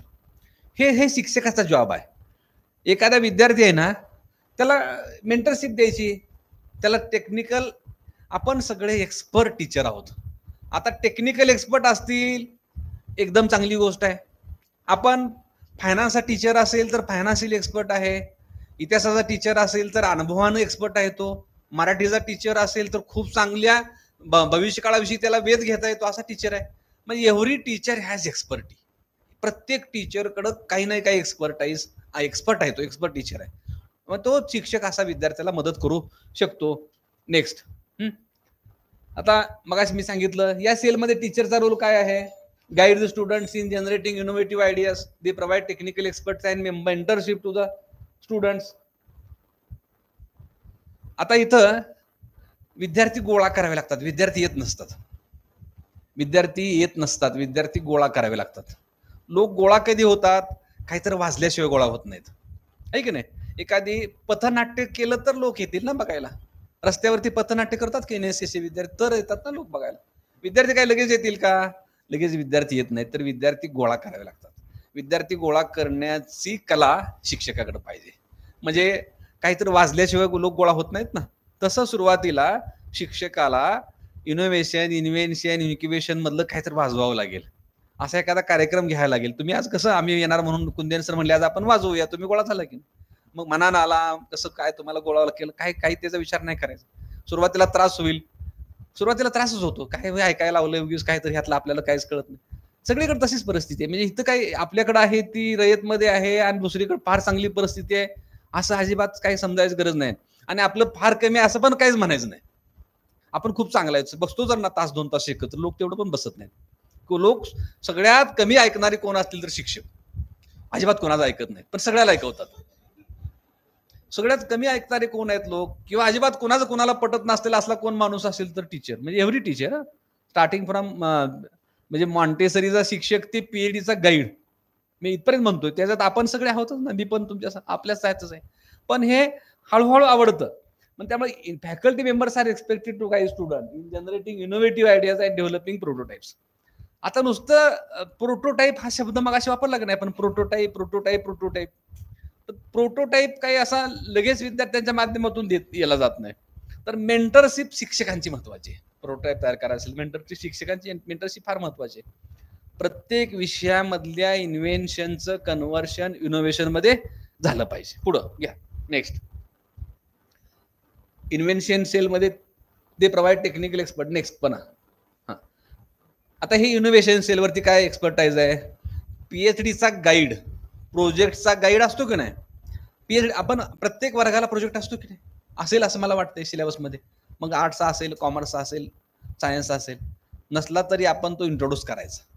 प्रत्येक वर्गाला एखादा project पाहिजे आणि मग तो project inventive पाहिजे. Inventive त्या प्रोजेक्टमध्ये आपल्याला इन्व्हेन्शन करता आलं पाहिजे, त्याच्यातनं इनोव्हेशन काय करता आलं पाहिजे आणि त्यासाठी मेंटरशिप द्यायची. म्हणजे इनोव्हेशन सेलमध्ये टीचरचा रोल काय आहे. Faculty member play a key role in promoting innovations and entrepreneurship among students. They organize workshops, seminar, other activities to encourage students to think creatively and develop innovative solutions. Invention अगोदर, innovation नंतर. एका invention वरून 10, 20, 50 innovation तयार होतात. म्हणून invention अगोदर. एक PhDचा thesis हा खूप सारी इनोव्हेशन्स देऊन जातो. त्याच्यामध्ये 1 किंवा 2 इन्व्हेन्शन असतात, पण खूप सारी इनोव्हेशन्स असतात, आहे की नाही. खूप सारी इनोव्हेशन्स असतात. म्हणून आपण मागचे रेफरन्सेस गोळा करतो आणि त्या रेफरन्सेस मधला सार घेऊन आपण काहीतरी नव्या गोष्टी त्याच्यामध्ये ऍड करतो. म्हणजे आपण एखादं इन्व्हेंटिव्ह मॉडेल PhDच्या थिसिसच्या माध्यमातून देत असतो. माझं असं मत आहे की प्रत्येक फॅकल्टीमध्ये PhD होणाऱ्या विद्यार्थ्यांचा PhDचा थिसिस हा 100% इन्व्हेंटिव्हच असतो. आपण त्यातले इनोव्हेशन शोधायचे असतात. म्हणून मग टेक्नॉलॉजी ट्रान्सफर ऑफिसची गरज असते कॉलेजमध्ये. टेक्नॉलॉजी ट्रान्सफर ऑफिसनं ते काम करायचं असतं. चला नेक्स्ट, इन्क्युबेशन सेलमध्ये पण आहे. They may connect startup with the industry experts, mentors and investors. आता नवीन एक शब्द आला इथे, इन्व्हेस्टर्स. गुंतवणूकदार पण असतात ना. आपण म्हणतो की नाही गुंतवणूकदार. अनेक लोक गुंतवणूक करायला तयार आहेत, पण कशात गुंतवणूक करायचं त्यांना माहित नाही. मग काय करायचं, कॉलेजनं एखादा विद्यार्थी की जो स्टार्टअप करू शकतो तो शोधायचा, टेक्नॉलॉजी तयार करायची. एखाद्याकडे टेक्नॉलॉजी आहे, पैसे नाहीत. एखाद्याची इच्छा आहे की उद्योग सुरू करायचा, त्याच्याकडे टेक्नॉलॉजी नाही. एखाद्याकडे टेक्नॉलॉजी आहे, त्याच्याकडे आयडिया पण चांगली आहे, त्याच्याकडे फंड्स नाही. म्हणजे इन्व्हेस्टर्स किंवा टेक्नॉलॉजिस्ट आणि उद्योजक ह्या सगळ्यांचा मेळ घालून देण्याचं काम हे इन्क्युबेशन सेंटरनं करायचं असतं. त्याच्यात वेगवेगळे इन्व्हेस्टर्स असतात. सिन्व्हेस्टर सांगतील ती इकोसिस्टीम काय आहे ते. म्हणजे असे हे उद्योजक आपल्याला उद्योग उभा करण्यासाठी लागतात. Incubation cell, startup cell. आता फॅकल्टी मेंबरनं काय करायचं आहे, त्याची एक इकोसिस्टीम असते, स्टार्टअपची एक इकोसिस्टीम असते. ती इकोसिस्टीम समजावून घेऊन टीचरचा स्टार्टअप सेलमध्ये की रोल आहे. टीचर शिवाय स्टार्टअप सेल असू शकत नाही. टीचर शिवाय कुठलाही सेल कॉलेजमध्ये काम करू शकत नाही. म्हणजे they provide mentorship and guidance to students who want to start their own businesses. Faculty members may also organise events, workshops. मग सांगितलं कॉन्फरन्स, पण ते आपण ऑर्गनाइज करतो तसल्या कॉन्फरन्स नको. आपल्या कॉन्फरन्सेस पब्लिकेशन पुरत्या मर्यादित असतात. आता त्याच्या पुढे जायचं आहे आपल्याला, तेच काम करायचं आहे, फक्त क्वालिटीचं करायचं आहे. आपण कॉन्फरन्सेस, सेमिनार्स, वर्कशॉप घेतोच की नाही, किंवा काही वेळेला सिम्पोजियम घेतो आपण. 4 प्रकार करून टाकले आपण. वर्कशॉप घेतलं, सिम्पोजियम घेतलं, सेमिनार घेतलं, कॉन्फरन्स घेतली, मोठमोठे पाहुणे आणले, आपण ते सत्कार करतो. आता जग त्याच्या पुढे चाललेलं आहे. म्हणजे पब्लिकेशन पुरतं, पेटंट पुरता उद्योजक तयार होत नाही. त्या पब्लिकेशनमध्ये जे इन्व्हेन्शन तुम्ही मांडलेलं आहे, त्या पब्लिकेशनमध्ये जे इनोव्हेशन मांडलेलं आहे, त्याच्यातून उद्योग उभा राहिला, मग त्या पेपरचा उपयोग आहे, मग त्या पेटंटचा उपयोग आहे. म्हणजे इथं आपल्याला हा रोल प्ले करायचा आहे. तसं पेटंट सेल सांगितलं मगाशी मी. पेटंट आपण सगळेजण घेतो, पण ते पेटंटमध्ये मग ते provide expertise to intellectual property right and help students to navigate the patent filing process वगैरे सगळं करतो आपण. Faculty members play vital role in nurturing the innovations and entrepreneurship in educational institute. ही सगळी जबाबदारी पुन्हा फॅकल्टीवरतीच येते ना. मग सेल कुठलाही असो, रोल कोणाचा महत्वाचा? फॅकल्टीचा. नेक्स्ट, परत आता ते मगाशी मी सांगितलं होतं, role of teachers in ED cell. एक सेपरेट प्रेझेंटेशन आहे. Role of teachers in ED cell, entrepreneurship development cell. आता ह्या की रिस्पॉन्सिबिलिटी कोणाची असतात? तर टीचर जो तिथं मेंटर म्हणून काम करणार आहे, mentorship. Teacher provide guidance and mentorship to the student. Idea generation आहे, बिझनेस प्लॅन डेव्हलपमेंट करणं, नेटवर्किंग डेव्हलप करून देणं, स्किल डेव्हलपमेंट करणं.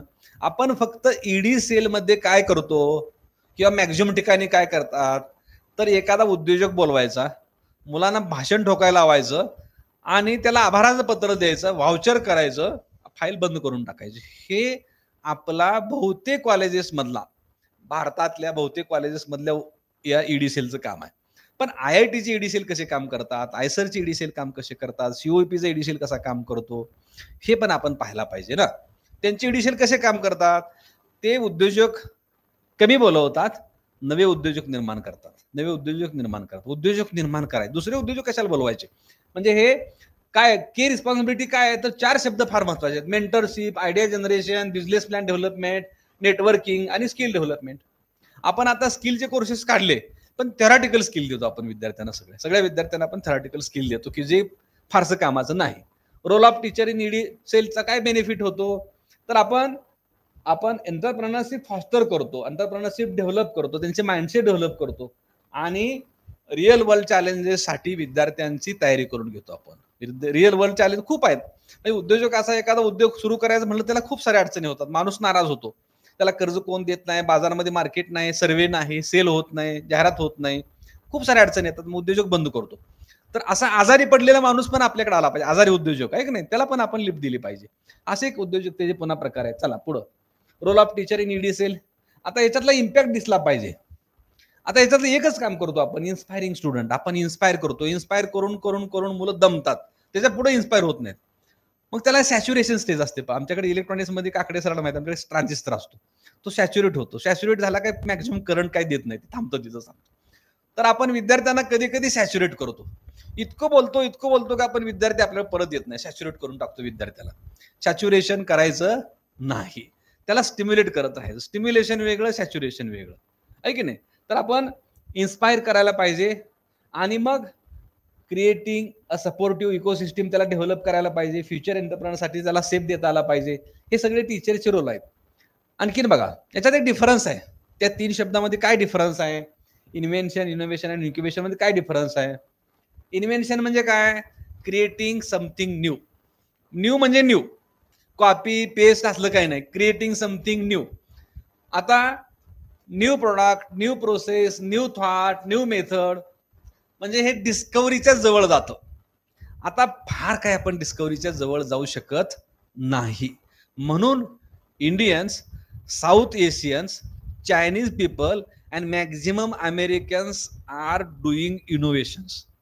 They are not focusing on the inventions, but only European peoples are focusing on the invention. 16व्या शतकामध्ये लागलेल्या शोधाचा उपयोग आता आपण बरेच जण करतोय. इन्व्हेन्शन कधीच आहे? 16व्या शतकातलं. त्याच्यावर इनोव्हेशन झालं नाही, कारण ते खर्चिक होतं. बरोबर, ते कागदावरतीच होतं. 1903 साली राईट बंधूंनी विमानाचा शोध लावला, पण पहिलं विमान किती वर्षाने गेलं? 33 वर्षांनी गेलं, आहे का नाही? म्हणजे असं लगेच आपण मग रामायणात दाखले देत बसायचं नाही. आम्ही तेव्हा इन्व्हेन्शन केलं, मग एनर्जी आपली वाया जाते ना. आमचा अमुक अमका रावण ह्या विमानात बसून गेला, लगेच तिकडे ढकललो आपण. म्हणजे आपलं डायव्हर्जन लगेच होतं. Indian peoples are diverted very very easily. Focus on discovery. Example, Alexander Graham Bell inventing telephone. Alexander Graham बेलनं टेलिफोनचा शोध लावला, पण आता आपण काय करतो? मोबाईल वापरतो. मोबाईल हे इनोव्हेशन आहे, ते काय इन्व्हेन्शन नाही. बरोबर, म्हणजे इन्व्हेन्शन, इनोव्हेशन, इन्क्युबेशन मधला जर आपण डिफरन्स विचारात घेतला तर एक्झिस्टिंग आयडिया इम्प्रूव्ह करणं म्हणजे इनोव्हेशन. मग असे काय म्हणलं? आयडिया जनरेट करणं म्हणजे इन्व्हेन्शन. एक्झिस्टिंग आयडिया इम्प्रूव्ह करणं, मॉडिफाय करणं, त्याचा स्पीड वाढवणं, स्पीड कमी करणं, वजन वाढवणं, वजन कमी करणं, स्ट्रेंथ वाढवणं, स्ट्रेंथ कमी करणं, कॉस्ट वाढवणं, कॉस्ट कमी करणं. खूप सारे बिझनेस इफेक्ट्स आहेत का नाही? ते झालं इनोव्हेशन झालं. म्हणजे इम्प्लिमेंटेशनसाठी सोयी, इम्प्लिमेंटेशनसाठी इझी करणं, आहे का नाही? इम्प्लिमेंटेशनसाठी इझी करणं. पूर्वी खूप मोठे मोठे बल्ब असायचे, आता मोठे बल्ब आहेत का? पॉइंटेड लाईट आहेत. ते इन्व्हेन्शन नाहीत, इनोव्हेशन्स आहेत. ते developing new smartphone app that improve over experience, that is the innovation. चला पुढं. इन्क्युबेशन. अर्ली स्टेज डेव्हलपमेंट मध्ये असलेल्या उद्योजकतेला सपोर्ट करणं म्हणजे इन्क्युबेशन. आता हे वेगवेगळ्या डेफिनेशन सापडतील तुम्हाला. तुम्ही अगदी गुगल सर्च केला, काही लोकांना चॅट जीपीटी करायची सवय आहे, पण प्रत्येकाचा अर्थ आपल्या सोयीनुसार लावायचा. कुठलं हे शब्द आहेत ना, हे शब्द असे म्हटलं तर भरीव, म्हटलं तर अतिशय पोकळ, पण आपल्यासाठी काय सोयीचा शब्द आहे तो आपण घ्यायचा. पण मूळ गाव्यामध्ये बदल होत नाही. इन्व्हेन्शन म्हणजे इन्व्हेन्शनच. अलेक्झांडर ग्राहम बेलनं टेलिफोनचा शोध लावला, ते बदलत नाही. पण टेलिफोन मधलं मॉडिफिकेशन, आहे की नाही? वायरलेस आला, वायफाय वाला आला, हे सगळं झाले इनोव्हेशन झाले. म्हणजे इकडं आपल्याला अर्ली स्टेजच्या डेव्हलपमेंटमध्ये असलेल्या उद्योजकाला सपोर्ट करण्यासाठी इन्क्युबेशन आहे. Incubation involves providing support, resource, guidance, early stage startup, focus on nurturing. Incubation focus on nurturing and supporting entrepreneurs and startup. ही खूप सारे एक्झाम्पल्स आहेत. त्या एक्झाम्पल मध्ये फार न गुंता आपण पुढे जाऊया. आपण फक्त शब्दांचा विचार करतोय. आता बघा की डिफरन्स काय आहे. Invention is about creation, invention focus on discovery, आणि invention and innovations can occur without incubation. आता इन्क्युबेशन ही पुढची स्टेप आहे ना, पुढे जातो आपण इन्क्युबेशनला. Invention, innovation occurs without incubation. इन्क्युबेशनची गरज काय? तर आपल्याला सातत्यानं नव्या गोष्टी लागतात ना. पूर्वी आपण अगदी टिर्लिंग्स कापड वापरायचो, नंतर टेरिकॉट वापरायला लागलो, उलन, मलमल, आहे का नाही? आपल्याला थंडी वाजायला लागली, नंतर स्वेटर आलं. ह्या गरजा जशा वाढत चालल्या का नाही, तसे वेगवेगळ्या इन्क्युबिटीज बाजारात आल्या आणि वेगवेगळ्या व्यवसायाने आपल्या गरजा भागवल्या. मग नंतर हे सगळे इन्क्युबेशनचे सध्या चालणार इन्क्युबेशन सेंटर हे इन्व्हेन्शन आणि इनोव्हेशन वरतीच आधारित आहेत. पण मॅक्झिमम इन्क्युबेशन सेंटर हे इन्व्हेन्शन बेस्ड नसून इनोव्हेशन बेस्ड आहेत. त्याच्यामध्ये रिलेशनशिप आहे, ते आपण जमलं तर मुलांना समजून सांगायचं, आपण समजून घ्यायचं. तिथं मुलाला कुठलीही परीक्षा द्यायला भाग पाडायचं नाही. इथं कुठलाही पेपर घ्यायचा नाही, कुठलीही ओरल विचारायची नाही, कशालाही मार्क द्यायचे नाहीत, तर मुलं उद्योजक होतील ना. आपल्याला एक रट्टा काय लागलेला आहे, चल बस युनिट टेस्टला, तुला किती पडले 10 पैकी, किती पडले 50 पैकी. इथं कसलीही परीक्षा नाही. आला तर आपला, गेला तरी जाऊ द्यायचा नाही, तो आपलाच राहायला पाहिजे. नाहीतर काय होतं, गेला तर जावा असं नाही. उद्योजक पकडून ठेवावं लागतो, पकडावं लागतं. खूप लोकांना, विद्यार्थ्यांना पकडावं लागते. आमचे एक मित्र असे म्हणतात नेहमी की उद्योजक तयार करायचा असेल ना तर टीचरना आपण काय म्हणतो, पारंपरिक आहे ना, आमचं काम काय आहे की घोड्याला पाण्यापर्यंत नेऊन त्याला पाणी दाखवायचं. उद्योजक करण्यासाठी त्याची मान पकडून पाण्यामध्ये बुडवावी लागते. बुडवावं लागतं, त्याला सोडायचं नाही. 5-10 मिनिटं तडपडला पाहिजे, मग ते जीभ बाहेर काढेल, मग त्याला कळेल अरे हे पाणी आहे, पाणी आहे, पाणी आहे, खूप छान पाणी आहे. उद्योजक असा लगेच तयार होत नाही. कुंदेन सरांना माहिती आहे कशी पोरं पकडून बसवतो वर्गामध्ये, कोंबून घालायचे, मग आयडिया सांगायच्या, आता तुमच्याकडं हे असं करा, केल्याशिवाय पर्याय त्याला नाही. मग हळूहळू तो विद्यार्थी कधी येत नाही ना आपल्याकडं. मी म्हणलं ना मग अशी 4,000 पैकी 40 मधले 4 मधला 1, दरवर्षी 1 म्हणायचं, पुढच्या वर्षी 2 येतील, त्याच्या पुढच्या वर्षी 3 येतील. आता वर्षभर काम केल्यानंतर कोणत्या सरांना माहिती आहे आमच्याकडे 145 आले. अंगरगे सर तुमच्याकडे इकडे आलेत आता, 145 आमच्याकडे आता आलेत. एका वर्षात टार्गेट ठेवला तर 150-200 145 आले. हे असं त्याला पर्याय नाही, कारण उद्योजक असा काही असा सहज असं तयार होत नाही ना. त्याच्या मनात शिरावं लागते, पोटात शिरावं लागते, सगळं सांगावं लागते, त्याला पुन्हा पुन्हा सांगावं लागते, बाबा तू तयार आहे म्हणावं लागते, तू खूप चांगला आहे म्हणावं लागते, तू करू शकतोस म्हणावं लागते. हे हळूहळू होत राहतं. इन्व्हेन्शन, इन्क्युबेशन सारखं बोलत राहायचं, आपापसात बोलताना सुद्धा बोलत राहायचं. कॅन्टीनमध्ये गेला तिथं ह्या विषयावर चर्चा करायची, लायब्ररीत बसला तिथे विषयावर चर्चा करायची, कुठेही बसला तिथे या विषयावर चर्चा करत राहायचं. कारण हे असं कल्चर तयार करावं लागतं. कल्चर गणपतीच्या दिवसामध्ये कसं आपल्याकडे 8-10 दिवसाच्या आरत्या असतात ना, दसऱ्यात आरत्या असतात, गणपतीच्या वेळेला आरत्या असतात, हनुमान जयंतीला अशा आरत्या असतात, दीनला अशा असतं का नाही वेगवेगळं. तसं ते कल्चर तयार केलं तर उद्योजकतेचं कल्चर कॉलेजमध्ये होतं, अदरवाईज हे कल्चर होत नाही. तुम्ही तुमच्या केबिनला, प्राचार्य केबिनला, मुलं कॅन्टीनमध्ये किंवा काही वर्गात कसा उद्योजक तयार होणार. सगळीकडे अशीच परिस्थिती असू शकते. नेक्स्ट सर, पुन्हा इन्क्युबेशन सेलमध्ये टीचरची काय फॅकल्टी आहे बघा. 5 शब्द आपण सातत्यानं वापरत राहायचे. कसं आहे तर मेंटरशिप सगळी द्यायची. मेंटरशिप द्यायला लोक घाबरतात, मला काय त्यातलं कळत नाही म्हणतात. कसं काय कळत नाही, टीचर आहे म्हणलं सगळं येते म्हणायचं, मला सगळं येते, काय येत नाही असं नाही. मला फिजिक्स कळते, मला केमिस्ट्री कळते असं म्हणत राहायचं. रोज म्हणायचं विद्यार्थ्याला मला सगळं येते म्हणायचं, कारण टीचर आहे ना. असं कुठं आहे का फिजिक्सवाल्याला केमिस्ट्री येणार नाही, हिस्ट्री येणार नाही, जॉग्राफी येणार नाही, मेट्रोलॉजी येणार नाही, असं काही नाही, इकॉनॉमिक्स येणार नाही, असं काही नाही. मला येतं, मी समजून घेऊ शकतो आणि मी विद्यार्थ्यांना सांगू शकतो. टीचरकडे कॉन्फिडन्स असेल तर उद्योजकता कॉन्फिडन्स येणार ना. किंवा आमच्याकडे मग माझं ऑर्गॅनिक, अंगरगे सर आहे त्यांचं इनऑर्गॅनिक, त्यांचं फिजिकल, असलं काय केलं म्हणजे कसा उद्योजक तयार होणार. तिथं काय होत नाही. बॉटनी पण माझं, झुलॉजी पण माझं, मायक्रो तर मला येतेच म्हणायचं, माझा जरी नसला तरी सगळं मला माहिती आहे. हिस्ट्री माहित आहे, जॉग्राफी माहित आहे. कारण मेंटरशिप द्यायला काय लागतं, विषय लागतो का मेंटरशिप द्यायला. मेंटरशिप द्यायला काय, मेंटरशिपसाठी विषयांची गरज नाही. टेक्निकल एक्सपर्ट साईज बाहेरून घ्यायचा, नेटवर्किंग डेव्हलप करायला सांगायचं विद्यार्थ्याला, डेव्हलप करतो विद्यार्थी, हळूहळू त्याचं नेटवर्क डेव्हलप होतं. बिझनेस गायडन्स घेण्यासाठी तिकडे पाठवून द्यायचं, इन्क्युबेशन सेंटरला जा रे बाबा म्हणायचं, तू काय कर तिकडे जा. पण फीडबॅक आणि इव्हॅल्युएशन आपणच करायचं. फीडबॅक घ्यायचं काम आपल्याला केलं पाहिजे ना. फीडबॅक घेतलाच नाही तर आपण आज सांगितलं चला अरे चला 10 आयडिया घेऊन या, अजिबात पोरं महिनाभर भेटत नाहीत. पुढच्या आठवड्यात विचारायचं चला कुणी आणलेत. समजा एखाद्यानं आणली नाही तरी म्हणायचं माझ्याकडे फक्त 4च आयडिया सबमिट झाले, 4च विद्यार्थ्यांनी सबमिट केलेत. एकाही विद्यार्थ्यानं आयडिया तुमच्याकडे सबमिट केलेली नसते. म्हणत काय राहायचं, माझ्याकडे आता 4च विद्यार्थ्यांनी आयडिया सबमिट केलेल्या, राहिले कधी देत आहे, तू कधी देतोय, सर मी उद्या देतो म्हणतोय. बरोबर लक्षात ठेवायचं. अरे तू आणला होता, काय झालं, ते काहीतरी घेऊन येते. आयडिया आपल्याकडे आली, त्याला वाटतंय की अरे आपली आयडिया खूपच तकलादू आहे. विचार करायला लागते. Creative thinking. शेवटच्या माझ्या काही स्लाइडमध्ये क्रिएटिव्हिटी थिंकिंग वगैरे आहे. पुढे चला role of faculty incubation cell. Role of faculty incubation cell खूप वास्ट आहे, बेनिफिट्स आहेत, इम्पॅक्ट आहे, नको ते सेपरेट एक वर्कशॉप आहेत. पुढे role of faculty incubation cell. आता इथं प्लॅनिंग आणि रिसर्च मात्र टीचर खूप छान करू शकतो. पहा तुम्ही आज कसं प्लॅनिंग केलेलं आहे, म्हणजे प्रस्तावित कोण करणार, वेलकम कोण करणार, कोण कोणा स्वागत करणार आहे की नाही. स्वागत म्हणायचं, सत्कार म्हणायचं याचं ठरवलेलं आहे. आपण जरी चुकलं तरी साहेबांनी आठवण करून दिली, अरे स्वागत नाही, सत्कार नाही, स्वागत आहे ते, आहे की नाही. हे प्लॅनिंग थोडंसं डिस्टर्ब झालं तर मग असं डिस्टर्ब होऊ शकतं की नाही.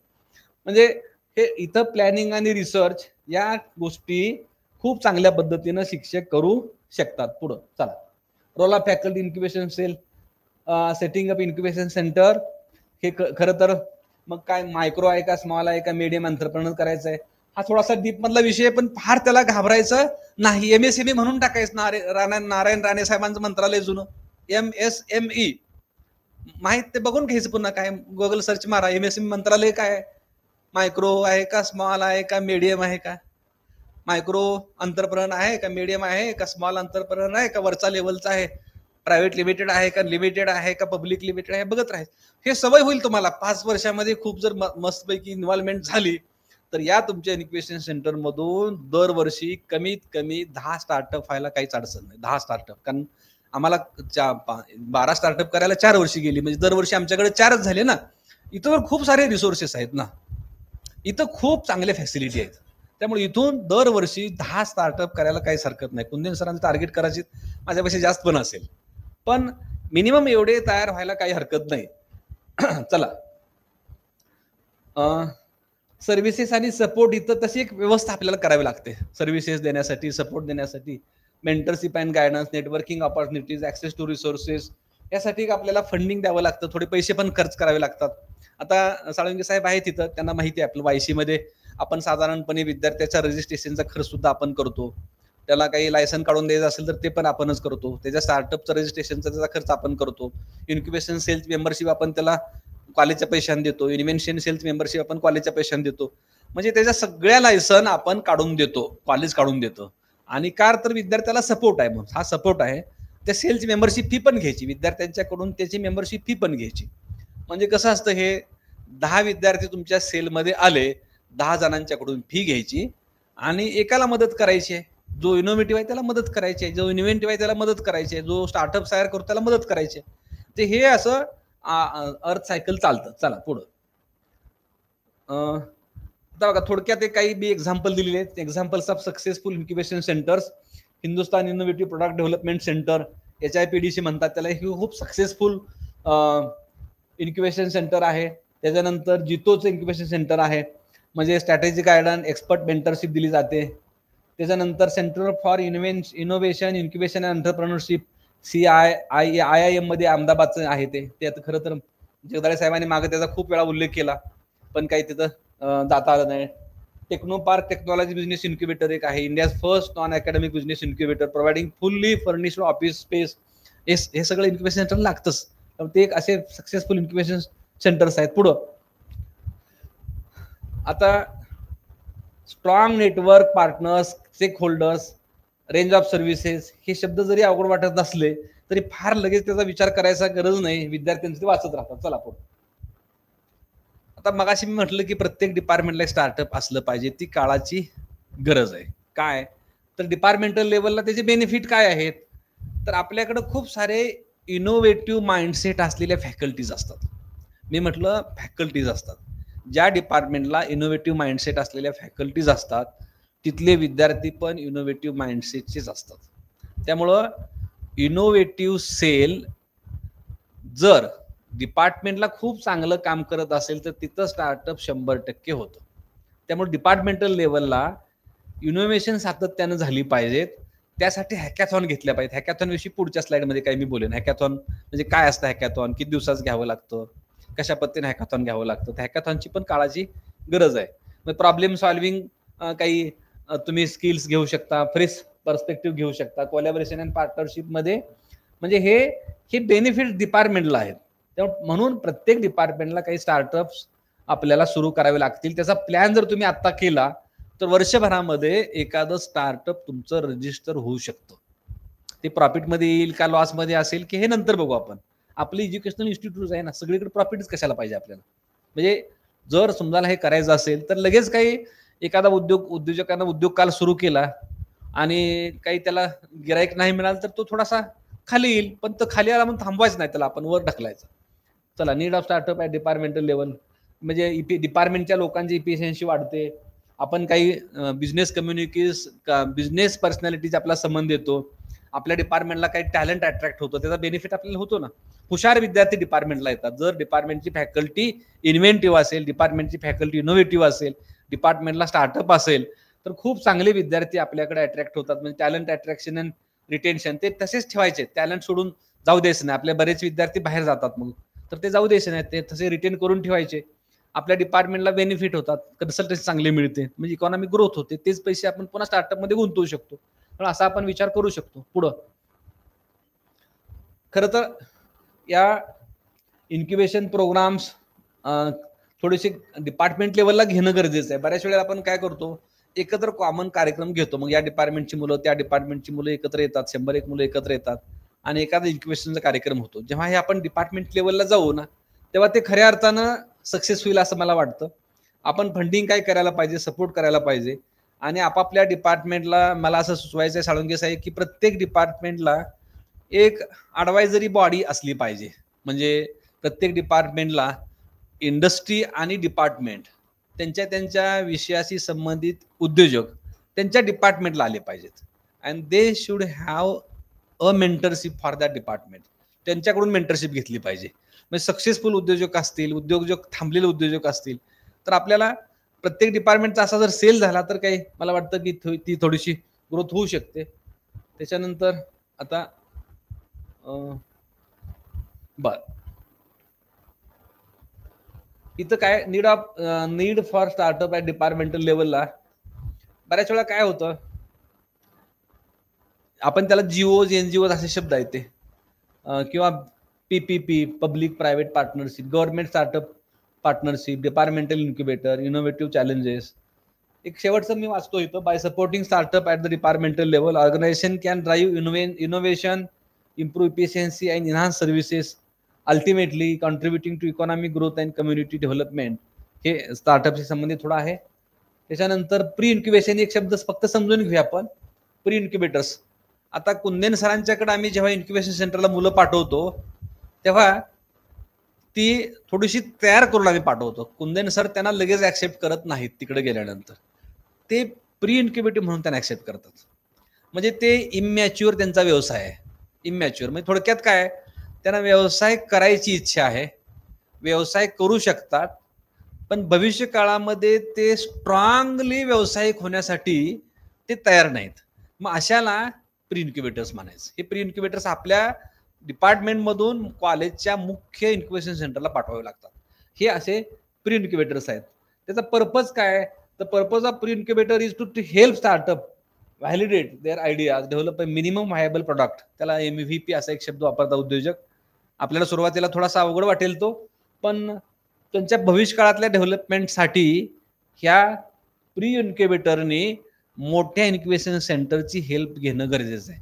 म्हणजे कॉलेजमध्ये तुम्ही ज्याच्यावरती काम केलं, त्याला तयार केला, तर तो बाहेर जाता कामा नये, थ्रू इन्क्युबेशन सेंटर गेला पाहिजे. म्हणजे आपण त्याला कॉलेजमधून एक्झिट करायचा नाही, दुसऱ्या कुठल्या इन्क्युबेशन सेंटरला पाठवायचं नाही, त्याला आपल्याच कॅम्पसमध्ये असलेल्या रयतच्या इन्क्युबेशन सेंटरला पाठवायचं त्याला. तर हे आपल्याला त्याची काळजी घ्यावी लागते. प्री इन्क्युबेटरला खूप चांगले फायदे आपल्या इन्क्युबेशन सेंटरकडनं मिळतात. त्याला सक्सेसचा त्याचा चान्स वाढतो, त्याला नेटवर्क ॲक्सेस करायला मिळतं, रिसोर्सेस त्याला माहीत होतात आणि बिझनेस प्लॅनिंग खूप चांगल्या पद्धतीनं आपल्या कॉलेजमधल्या इन्क्युबेशन सेंटरच्या माध्यमातून त्या विद्यार्थ्याला दिलं जातं.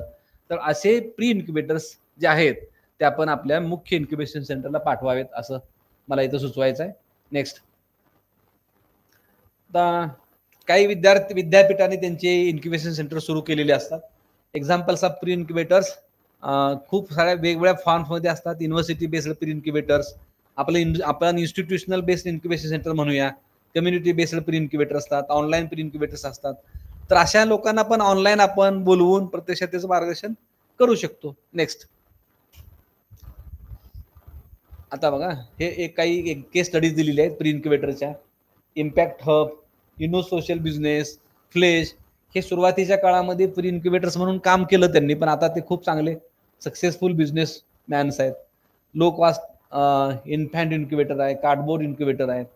हे मला वाटतं राव सरांचं लेक्चर टीव्हीला सातत्यानं दर शुक्रवारी लोकसत्ताच्या माध्यमातून पण काही त्यांचे लेख असतात. सोलर पॉवर्ड एक इन्क्युबेटर, लो कॉस्ट एक इन्क्युबेटर, हे साधारण जुलैच्या लोकांना माहित असेल. ॲग्रिकल्चर प्री इन्क्युबेटर्स असतात. पुढं आता सक्सेसफुल इन्क्युबेशन सेंटर ही एक्झाम्पल्स आहेत. काही असे काही एक्झाम्पल्स आहेत. ती प्रत्येक व्याख्याता तुम्हाला वेगवेगळे एक्झाम्पल देईल. माझ्या याच्यामध्ये काही मी एक्झाम्पल्स अशी घेतलेली आहेत. ती पुण्यातली दिली चांगलं होईल. पुण्यातली एक्झाम्पल्स आपण वापरावीत. चला नेक्स्ट, जबलपूर इन्क्युबेशन सेंटर साधारणपणे हे लखनौ युनिव्हर्सिटीमध्ये नाही, मध्य प्रदेशामधल्या जबलपूरमधले काही टीचर्स आमच्याकडं केमिस्ट्री डिपार्टमेंटला येतात. लेदरवरती ते काम करतात. त्यांच्याकडून मिळालेला हा एक रेफरन्स आहे.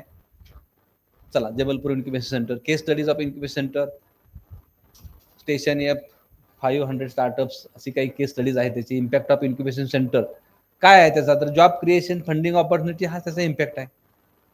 चला नेक्स्ट, पुढं आता इकोसिस्टीम फॉर स्टार्टअप, ह्याच्यावरती शिंदे सर बोलणार आहेत पुढं. इकोसिस्टीम फॉर स्टार्टअप, पुढं चला.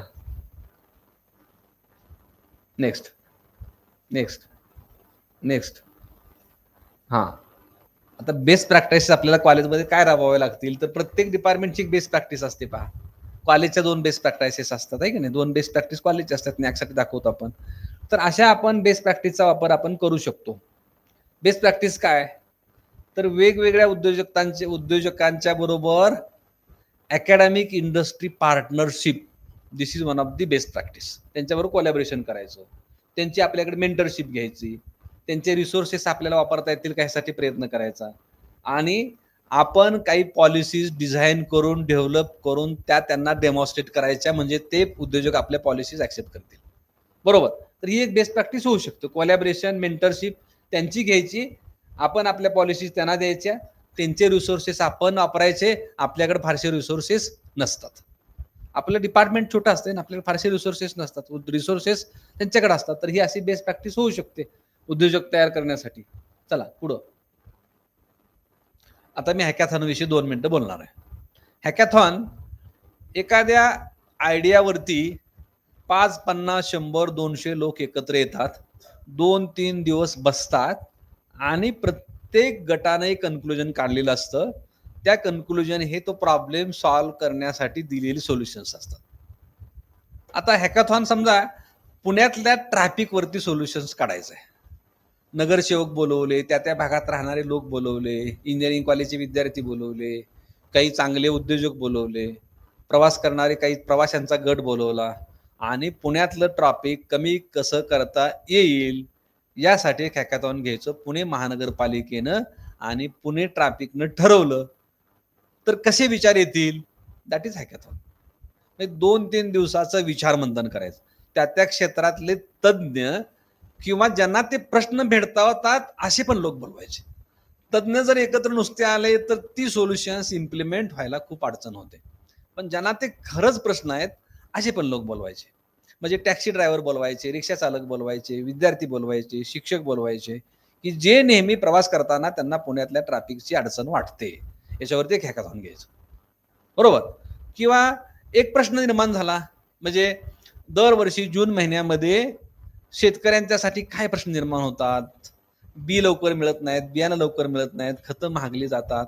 याच्यावरती एक हॅकॅथॉन ऍग्रिकल्चर डिपार्टमेंटनं घेतलं. समजा परीक्षेच्या कालावधीमध्ये विद्यार्थ्यांना ताण येतो, तो ताण कमी करण्यासाठी एक हॅकॅथॉन घेतलं. बरोबर. विद्यार्थ्यांच्या गळतीचं प्रमाण जास्त आहे, ते कमी करायचं, एक हॅकॅथॉन घेतलं. हॅकॅथॉन हे अनेक विषयावरती घेता येतं. कॉलेजमध्ये पहिल्या सत्रामध्ये 2, दुसऱ्या सत्रामध्ये 2, अशी 4 हॅकॅथॉन व्हावीत. म्हणजे ही हॅकॅथॉन वेगवेगळ्या विषयावरती असावीत. Hackathon is an event where people come together to create innovative solutions to problem और challenges within a set time frame, typically 24 to 48 hours. म्हटलं की नाही, 3 दिवस बसायचं, सातत्याने विचार करायचा, त्यांच्या गटाने विचार करायचा, आणि गटाच्या प्रमुखानं समोर यायचं आणि मांडणी करायची. नोट करून घेतील काही लोक, आणि ज्यांच्या खूप चांगल्या आयडिया आहेत, भरीव आयडिया आहेत, इम्प्लिमेंट करण्यासाठी लायक असलेल्या आयडिया आहेत, अशा आयडिया इम्प्लिमेंट करायला लागायच्या, आणि ती सोल्युशन्स आहेत. म्हणजे एखाद्या प्रश्नावरती विविध विचारमंथनातून आलेली सोल्युशन्स ही हॅकॅथॉनच्या माध्यमातून घेतली जातात. तर याचा purpose of hackathon can vary, but common goals include innovation, problem solving, community building आणि प्रोडक्ट डेव्हलपमेंट. हे त्याचे काही गोल्स ठरवायचे. पर्पज काय हॅकॅथॉनचा तो ठरवायचा, आणि त्याच्यावरती हॅकॅथॉन घ्यायचं. नेक्स्ट. आता हे मग अशी म्हटलं मी, सोशल हॅकॅथॉन असतील, टेक्निकल हॅकॅथॉन असतील, एन्व्हायरमेंटलसाठी हॅकॅथॉन घेतले असतील. मग काही technical hackathon, design hackathon, social impact जर हँडल करू शकत असेल तर ती हॅकॅथॉन घ्यायची. इंडस्ट्री स्पेसिफिक प्रॉब्लेमसाठी हॅकॅथॉन घ्यायचे, पोल्युशनवरती हॅकॅथॉन घ्यायचे, ऍग्रिकल्चर सेक्टरसाठी हॅकॅथॉन घ्यायचे. एम्प्लॉईजचं सोडून जाण्याचं प्रमाण जास्त आहे. एक तर हॅकॅथॉन टाटा आपल्या NSS पुण्या सर ते याचं आपल्या मुंबईच्या वाशीचे तिथं एक टाटाचं युनिट आहे, Tata institute of fundamental research. त्यांनी IT मधल्या मुलांचे आणि मुलींचे जास्त विवाह मोडले जातात त्याच्यावर हॅकॅथॉन घेतलंय 3 महिन्यापूर्वी. असे एप्रिल महिन्यामध्ये घेतलं तर काय हॅकॅथॉनचं कन्क्लुजन असेल, तर इन्कम इतकं आहे की ते इमिडिएटली डायव्हर्स घ्यायला तयार होतात. म्हणजे खूप पैसे असल्यामुळं खूप पगार असणं फार धोकादायक आहे. म्हणजे हे काय तर ते असं ब्रेकअप वगैरे असले लगेच घ्यायला तयार. आणि दुसरं लग्न करायला तयार, तिसरं लग्न करायला तयार, पुन्हा ते पण थांबतंय. पुन्हा पुन्हा पुन्हा आणखीन काय ब्रेकअपला अपोजिट काय शब्द आहे की इंग्रजी शिक्षकांनी सांगितलं तर बरोबर नको, मी त्यात वेळ घालायला नको. म्हणजे हॅकॅथॉन हे कुठल्याही विषयावरती होऊ शकतं. काय म्हणला तुम्ही? हा बरं, मी त्याला इन्क्युबेशन म्हणतो. आता इन्क्युबेट करायचे ना, इन्क्युबेट करायचे, 2 आणायचे इन्क्युबेट करून टाकायचे. तर हे सोशल इम्पॅक्ट हॅकॅथॉन, ते कुठलं मी जे एक्झाम्पल सांगितलं ना TIFRचं, ते सोशल इम्पॅक्टवर सांगितलं. Social impact hackathon, industry specific hackathon असू शकतं. तर अशी हॅकॅथॉन कॉलेजनं घ्यावीत. हिस्ट्री डिपार्टमेंटने हॅकॅथॉन घेतलं. काय आहे? गड किल्ल्यांचं संवर्धन करायचं. घ्या ना हॅकॅथॉन, काय हरकत आहे? गड किल्ल्या संवर्धन, वेगवेगळे आयडिया येतील ना.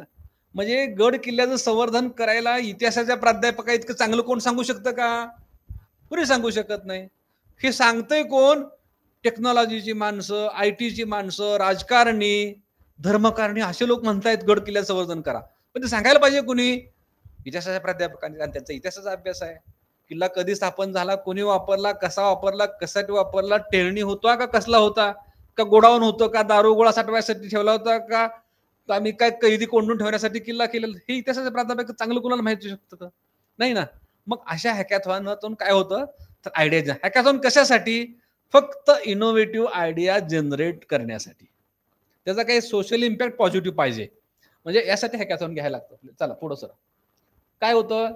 त्याच्यातून इनोव्हेटिव्ह सोल्युशन जनरेट होतात. इनोव्हेटिव्ह सोल्युशन जनरेट होतात, कोलॅबोरेशन वाढतं, नेटवर्किंग डेव्हलप होतं, आणि मग साहजिकच स्किल डेव्हलपमेंट होते. म्हणून हॅकॅथॉन. हॅकॅथॉन कशासाठी? तर यासाठी. इनोव्हेटिव्ह सोल्युशन जनरेट होतात, कोलॅबोरेशन होतं, नेटवर्किंग डेव्हलप होतं, आणि स्किल डेव्हलप होतं, म्हणून हॅकॅथॉन ना. चला नेक्स्ट. आता काही हे हॅकॅथॉनची एक्झाम्पल्स आहेत.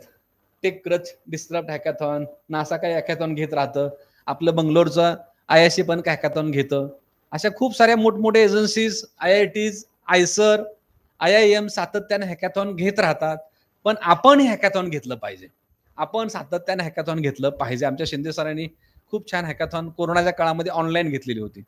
ऑनलाईन आपण सध्या जे चेअरमन, व्हाईस चेअरमन, अशा खूप मोठ्या लोकांना, IAS ऑफिसरना शिंदे सर बोलवायचे त्या काळात. त्यांचा विचार आम्ही घ्यायचो. त्याच्यातून हॅकॅथॉन मधून खूप चांगला आउटपुट आपण देऊ शकतो, आणि ते आउटपुट आपण काही उद्योजकांना देऊ शकतो. म्हणजे आपल्या समाजासमोर असलेल्या प्रश्नांची सोडवणूक करण्याची जबाबदारी किंवा त्यासाठी सोल्युशन देण्याची जबाबदारी ही एज्युकेशनल इन्स्टिट्यूटची असते. आपण ते सोल्युशन्स त्यांना द्यायचे आहेत. ते इम्प्लिमेंट करतील, एक्झिक्यूट करतील, त्यातून काय डेव्हलप होईल माहित नाही. पण अशा खूप साऱ्या संस्था आहेत की त्या समाजाला भेडसावणाऱ्या प्रश्नांच्या वरती हॅकॅथॉन घेऊन सोल्युशन्स देतात. त्याला ब्रेन वॉशिंग म्हणा, ब्रेन स्टॉर्मिंग म्हणा, काय म्हणायचं ते म्हणा, पण घेत राहा. चला पुढं. आता याला काय होतं? बऱ्याच वेळेला हॅकॅथॉन मध्ये अनालिसिस होतं, थांबतं. कारण खूप तज्ञ एकत्र आले की अनालिसिस नुसतं होतं, त्यातनं आउटपुट निघत नाही. पण हॅकॅथॉन फक्त अनालिसिस पुरतं नको, इव्हॅल्युएशन पुरतंही नको. हॅकॅथॉन म्हणजे इन्फरन्स, एका कन्क्लुजनला यायचं आहे. एका इन्फरन्स असल्याशिवाय हॅकॅथॉन थांबवायचं नाही. एक प्रॉब्लेम आहे, म्हणजे पाणी दूषित झालंय, मग असं करा, तसं करा, तसं करा, खूप लोक सांगतात. पण सोल्युशन सजेस्ट करणं आणि ते सोल्युशन ऍक्सेप्ट करण्याच्या निर्णया प्रत येणं म्हणजे इन्फरन्स पाहिजे. इन्फरन्स शिवाय हॅकॅथॉन पूर्ण होऊ शकत नाही. इन्फरन्स पाहिजे. इन्फरन्स नंतर मग सिंथेसिस, इम्प्लिमेंटेशन आलं. सिंथेसिस आणि प्रॉब्लेम सॉल्व्हिंग, इम्प्लिमेंटेशन तिथपर्यंत जातं. बऱ्याच वेळेला अनेक हॅकॅथॉन ही नुसती चर्चा होते, त्याला आपण चर्चेचं गुराळ म्हणतो पहा. नुसतंच गुराळ होतं. आउटपुट काय आहे का? तर जिथं अनालिसिस आहे, जिथं इव्हॅल्युएशन नाही, जिथं इन्फरन्स नाही, जिथं सिंथेसिस नाही, अशा हॅकॅथॉनचा काही उपयोग नसतो. म्हणजे प्रॉब्लेम सॉल्व्हिंग पर्यंत तुम्ही आला पाहिजे. आयडेंटिफाय अँड ऍड्रेसिंग प्रॉब्लेम्स, त्या प्रॉब्लेमला सॉल्व्ह करण्यासाठी ऍड्रेस देण्याची क्षमता त्या हॅकॅथॉन मध्ये पाहिजे. नेक्स्ट. मग आता इथं काय होतं? Critical thinking. मग सुरुवातीला म्हटलं मी, आपण विद्यार्थ्यांना क्रिटिकल थिंकिंग सांगायला पाहिजे. सगळ्यांना माहिती आहे, इंग्लिश प्राध्यापकांना सगळ्यांना माहित असते क्रिटिकल थिंकिंग काय वगैरे. तर मल्टिपल पर्स्पेक्टिव्ह मधून काही कन्सिडर करणं म्हणजे क्रिटिकल थिंकिंग आहे. ओपन माइंडसेट आहे, analytical thinking, logical reasoning, reflection. Critical thinking पाहिजे, त्याशिवाय इनोव्हेशन मुलांच्या मध्ये येत नाही. म्हणजे क्रिटिकल थिंकिंग त्यांना विचार करायला भाग पाडायचं, अशी स्किल विद्यार्थ्यांना द्यायची. फर्स्ट इयरच्या विद्यार्थ्यांना, ग्रॅज्युएशनच्या पहिल्या वर्षातल्या विद्यार्थ्यांना क्रिटिकल थिंकिंगची स्किल द्यायची. आणि आपल्याकडे एक असा समज आहे, ती एकतर ती इंग्लिशच्या शिक्षकांना शिकवायचं असं आपण सातत्यानं म्हणतो. इंग्रजीचा आणि क्रिटिकल थिंकिंगचा काही फारसा संबंध, अजिबात संबंध नाही म्हटलं चालेल. ती सगळ्यांचं काम आहे क्रिटिकल थिंकिंग विद्यार्थ्यांच्यापर्यंत देणं. चला नेक्स्ट. त्याचे बेनिफिट्स आहेत. विद्यार्थ्यांच्यामध्ये डिसिजन मेकिंग पॉवर येते, प्रॉब्लेम सॉल्व्हिंग स्किल येतं, त्यांना कम्युनिकेशन स्किल त्यांचं डेव्हलप होतं आणि क्रिएटिव्हिटी वाढते. हे जे फायदे आहेत. नेक्स्ट. आणि त्याचा खूप चांगला फायदा आपल्यासारख्या इन्स्टिट्यूटला होतो. आपण अकॅडमी म्हणून काम करतो ना, म्हणजे आपण उद्योजक तयार करणार आहे, पर्सनल लाईफमध्ये त्याचा खूप चांगला फायदा होतो. म्हणजे विद्यार्थ्यांच्या गळतीचं प्रमाण कमी होतं, ड्रॉपआउट कमी होतं आपल्या नॅकच्या भाषेमध्ये, जर विद्यार्थ्यांच्याकडं क्रिटिकल थिंकिंग स्किल इम्प्लिमेंट केली तर. चला पुढं. आता हे काय प्रॉब्लेम्स आहेत क्रिटिकल थिंकिंग विद्यार्थ्यांच्या मध्ये डेव्हलप करताना, काही बॅरियर्स आहेत. आपण बऱ्याच वेळा म्हणतो अनबायस्ड राहायचं, पण everywhere there is biasing. Without biasing there is no unbiasing. म्हणजे काय, बायस आलं की नाही प्रॉब्लेम येतो. इमोशन्सला आपण फार महत्व देतो. बिझनेसमध्ये इमोशन्सला काही महत्व नसते ना. फायदा तोटा ह्याच्यामध्ये काय असतं का, असा असतो का जरासा फायदा जरासा तोटा. तोटा म्हणजे तोटा, तो जरासा तोटा काय आणि मॅक्झिमम तोटा काय. फायदा म्हणजे फायदाच ना, थोडा फायदा वर असं नसते तिथे. म्हणजे बिझनेसमॅनने इमोशन्स मध्ये गुंतवायची नाही पिढी. इमोशन्स म्हणजे आजी आजोबा ठराविक वयानंतर इमोशन होतात ते ठीक आहे, समजू शकतो आपण, दॅट इज एज इफेक्ट. पण 22 वर्षाचा तरुण इमोशन्सनं सगळ्याच मित्रांना चहा पाजायला लागला आपल्या हॉटेलवर नेऊन, तर ते गुंडाळून लागेल ना, महिन्या 2 महिन्यात तो एंडअप करावं लागेल. तर नगरपालिकेचा टॅक्स भरायला सुद्धा पैसे असणार ना त्याच्याकडे. म्हणजे इमोशन्स, लॅक ऑफ इन्फॉर्मेशन, असे क्लोज माइंडसेट, हे काही बॅरियर्स आहेत, ते मिनिमाइज करायचे. विद्यार्थ्यांचं इमोशन्स कमी करायचे, बायस त्यांचे कमी करायचे.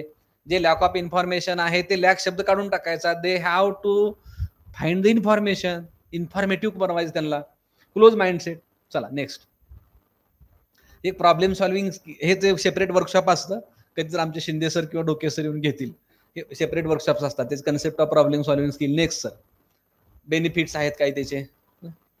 या चला पुढं चला. चला आणखीन पुढं चला. हा. Practice, feedback, reflection, learning from failures, असं सातत्यानं हे शब्द वापरत राहायचे विद्यार्थ्यांच्या पुढं. हा. आता मग क्रिटिकल थिंकिंग नंतर हे अनालिटिकल स्किल्स डेव्हलप करावे लागतील. आता अनालिटिकल शब्दामध्ये हा 6 शब्दांचा खेळ आहे. काय अनालिटिकल स्किल्स? अनालिटिकल स्किल्स म्हणजे काय? आम्हाला अनालिटिकल केमिस्ट्री माहिती आहे, तेच म्हणजे अनालिटिकल स्किल्स. काय करायचं? कलेक्ट करायचं, अनालाइज करायचं, इंटरप्रिट करायचं, इन्फॉर्मेटिव्ह बनवायचं आणि एव्हिडन्ससाठी सक्सेस करून ठेवायचं. ते हे 5-6 शब्द वापरायचे आपण नेहमी. मुलांना डेटा कलेक्ट करायची सवय लावायची. ते आपण पुन्हा म्हणणार ती मॅथ्सचं काम आहे, स्टॅटचं काम आहे, कॉमर्सचं काम आहे. असे विषय, त्यातली कुठलीही पीपीटी विषयाकडे अजिबात ढकलायची नाही. त्या विषयाचा आणि ह्या काय उद्योजकतेचा फारसा संबंध नाही. कदाचित कॉमर्स मुलांना शहाणं करत असेल, सायन्स मुलांच्या मध्ये क्रिटिकल थिंकिंग आणत असेल, पण आर्ट्स फॅकल्टी तर जगण्यासाठी दिशा देणारी फॅकल्टी आहे ना. म्हणजे इथं काय असं काही सब्जेक्ट ओरिएंटेड नाही. एक कलेक्ट, अनालाइज, इंटरप्रेट, इन्फॉर्मेटिव्ह पाहिजे, एव्हिडन्स बेस्ड पाहिजे आणि मग हे data analysis, critical thinking, problem solving, logical reasoning मुलांच्या मध्ये डेव्हलप होईल. That is analytical skill. हे आपल्या रोजच्या बोलण्यामध्ये हे पाहिजे, रोजच्या बोलण्यामध्ये. म्हणजे काय ह्याचं सेपरेट सेशन घ्यायचा नाही. बऱ्याच वेळेला आपल्याला काय सवय लागली असते, लिहून घ्या, नोट्स तयार करा. हे अनालिटिकल स्किलच्या काही नोट्स तयार करून होत नसते. ते क्रिटिकल थिंकिंग नोट्स तयार करून काही होत नाही. नेक्स्ट. चला पुढं. याचे बेनिफिट्स आहेत. मग असं म्हटलं तसं डिसिजन मेकिंग होतं. विद्यार्थ्यांना प्रॉब्लेम सॉल्व्हिंग स्किल्स येतात, क्रिटिकल थिंकिंग वाढतं, त्यांची इफिशियन्सी वाढते. पुढं चला.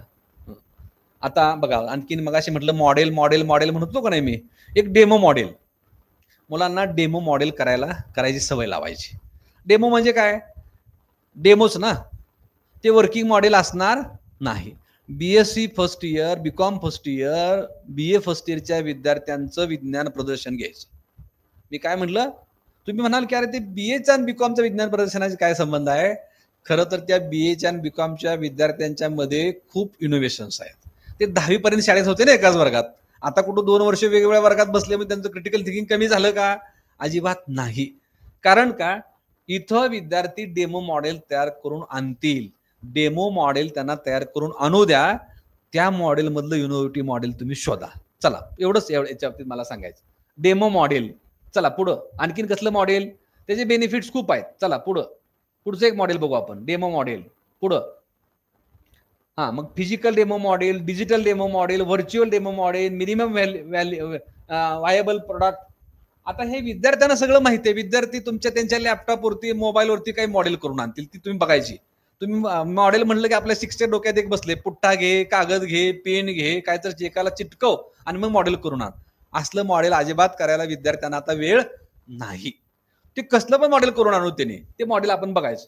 वा खूप छान आहे, खूप छान आहे, खूप छान आहे. छान नाही असं अजिबात म्हणायचं नाही, मग पुढचं मॉडेल चांगलं मिळेल. चला पुढं चला सर. हा, मग ही काय पुढं चला आता थोडस. आता नॉन वर्किंग मॉडेल, घर वापरायला आल्यानंतर वर्किंग मॉडेल झालं ना. आर्किटेक्चर एक प्लॅन तयार करून देतो का नाही आपल्याला, that is non working model ना. आर्किटेक्चर एक प्लॅन तयार करून देतो घराचा, ही तुमची बेडरूम, हा तुमचा डायनिंग, हे तुमचं किचन, हे तुमचं वॉशरूम, ही तुमची ओपन बाल्कनी, ही तुमची ड्राय बाल्कनी, म्हणतो की नाही. इथं तुमची कचरा ठेवायची काय असेल ते, काय डबा असेल, अमुक असेल, तमुक असेल, इथं तुमच्या चपला, that is non working model ना. पण अशी पण मॉडेल करून घ्यायची विद्यार्थ्यांच्याकडून. All are non working model. कुठलंही तुम्हाला सुरुवातीला वर्किंग मॉडेल मिळणार नाही. ते नॉन वर्किंग मॉडेल मधून विद्यार्थी इनोव्हेटिव्ह होतात. पुढं आता पुढचा शब्द येईपर्यंत थांबू नका. नेक्स्ट आता ते बघ, फिजिकल मॉकअप आहे, डिजिटल मॉकअप आहे, स्केल मॉडेल्स आहेत. चला पुढं पुढं चला. चला आता पुढचं मॉडेल आल्याशिवाय थांबू नका तुम्ही. हे वर्किंग मॉडेल झालं. मग अशी म्हणलं मी डेमो, नंतर म्हणलं नॉन वर्किंग, आता कसं आहे वर्किंग मॉडेल. हे 2 वर्षानंतर 3 वर्षानंतर होईल. फर्स्ट इयरचा विद्यार्थी थर्ड इयरला गेला, आपण त्याला एक प्रोजेक्ट देतो, that is working model. Working मध्ये आला तर वर्किंग मॉडेल, नाही वर्किंग मध्ये आला तर डेमो मॉडेल, नाहीतर नॉन वर्किंग मॉडेल. त्याला म्हणायचं नाही तुझा प्रोजेक्ट का वर्क झाला नाही, का वर्क झाला नाही. आपण सातत्याने त्याला दम टाकतो, हे तुझा प्रोजेक्ट काय काय उपयोगाच नाही, असला कुठं प्रोजेक्ट असतो काय, तू कोणाच तर कॉपी केलं, पेस्ट केला, त्यानं केलंय ना. ते नॉन वर्किंग असेल तरी पण चालेल, डेमो असेल तरी पण चालेल, एक कधीतरी ते वर्किंग होईल का नाही, म्हणून वर्किंग मॉडेल पर्यंत त्याला काम करत राहायचं. पुढं चला एक मॉडेल, आणखीन एक मॉडेल आहे पहा पुढं. चला मग आता हे सगळे त्याचे वेगवेगळे ऍप्लिकेशन आहेत, कॅरेक्टर्स आहेत. हा, आता मग कुठं यायचं तर टेक्नॉलॉजी ट्रान्सफरला यायचं. ते मॉडेल वर्किंग मध्ये आलं तर त्याच्यात कदाचित इन्व्हेन्शन असेल, त्याच्यात इनोव्हेशन असेल. मग ते इनोव्हेशन आपण पकडायचं, ते इन्व्हेन्शन आपण पकडायचं आणि मग उद्योजक शोधायचा. बघा हे आमच्या पोरानं खूप चांगलं मॉडेल केलंय, हे हा प्रोटोटाईप आहे, बघा तुम्ही याच्यावर काय प्रोडक्ट तयार करू शकता का. मग उद्योजक बोलवायचा. 3 वर्षानंतर उद्योजक बोलवला. आपण पहिल्या वर्षी उद्योजक बोलवला का लगेच, बोलवलं नाही. FYचं पोरग TY ला गेलं, MA ला गेलं, MCOM ला गेलं, MSc ला गेलं, 5व्या वर्षी उद्योजक बोलवायचा. त्याला लगेच आपल्यातनं बाहेर पण काढायचं नाही. तर ते थोडंसं मग हे टेक्नॉलॉजी ट्रान्सफर वगैरे वेगळ्या कन्सेप्ट आहेत. चला पुढं. आता हे सगळं घ्यायला नको आपल्याला. Types of horizontal, vertical, inter असलं आहे ते काही, तर खूप सारे चॅलेंजेस आहेत. आज फक्त आपण शब्द कानावरून घालवतोय. रिसर्च अँड टेक्नॉलॉजी ट्रान्सफर, मग असे म्हटलं मी रिसर्च करा, पण कुणी टेक्नॉलॉजी ट्रान्सफर केलेलं आजपर्यंत काय ऐकवत नाही. मग ते रिसर्चचं कन्व्हर्शन टेक्नॉलॉजीमध्ये करून ती टेक्नॉलॉजी ट्रान्सफर करायची आहे. आपल्या PhD थिसिस मधली सगळी मॉडेल ही नॉन वर्किंग मॉडेल आहे. आपल्या PhD थिसिस मधलं सगळं मटेरियल हे डेमो मॉडेल आहे. आपल्या PhD थिसिस मधलं एकही मॉडेल हे वर्किंग मॉडेल अजिबात नाही.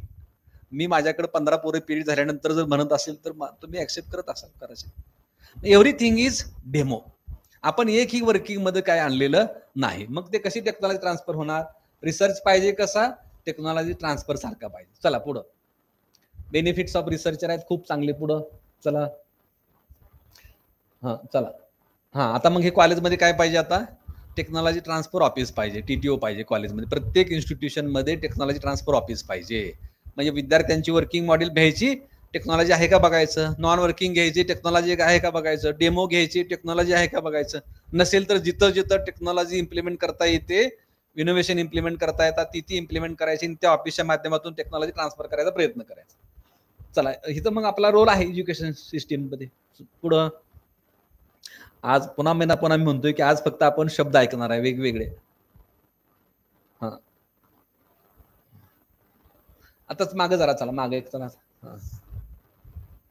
हा, आता काही मग मगाशी म्हटलं मी की अलीकडे एज्युकेशनल इन्स्टिट्यूट त्यांचे स्टार्टअप तयार करतायत.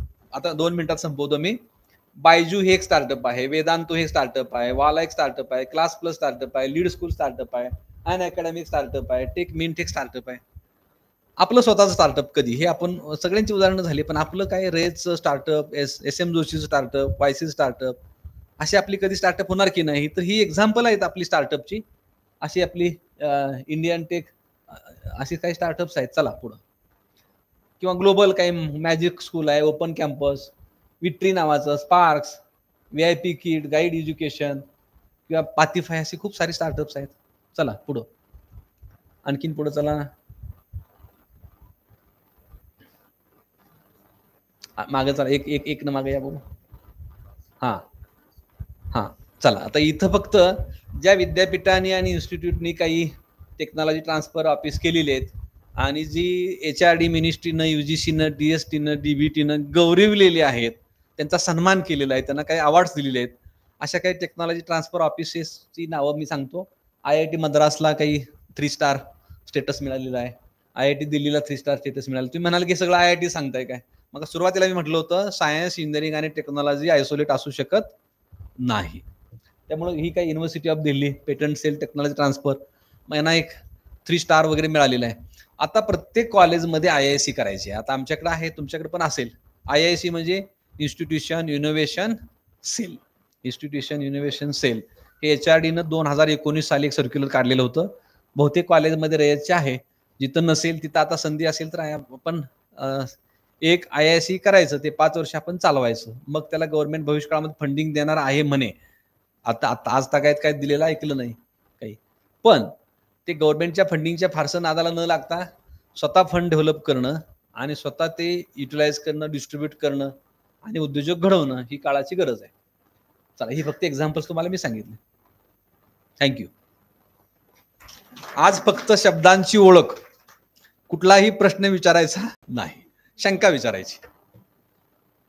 आज आपण म्हटलंय की नाही, ABCD of CIII, pre initiative. काय असलं तर विचारा, नसलं तर बसतो मी आपलं पाणी पितो.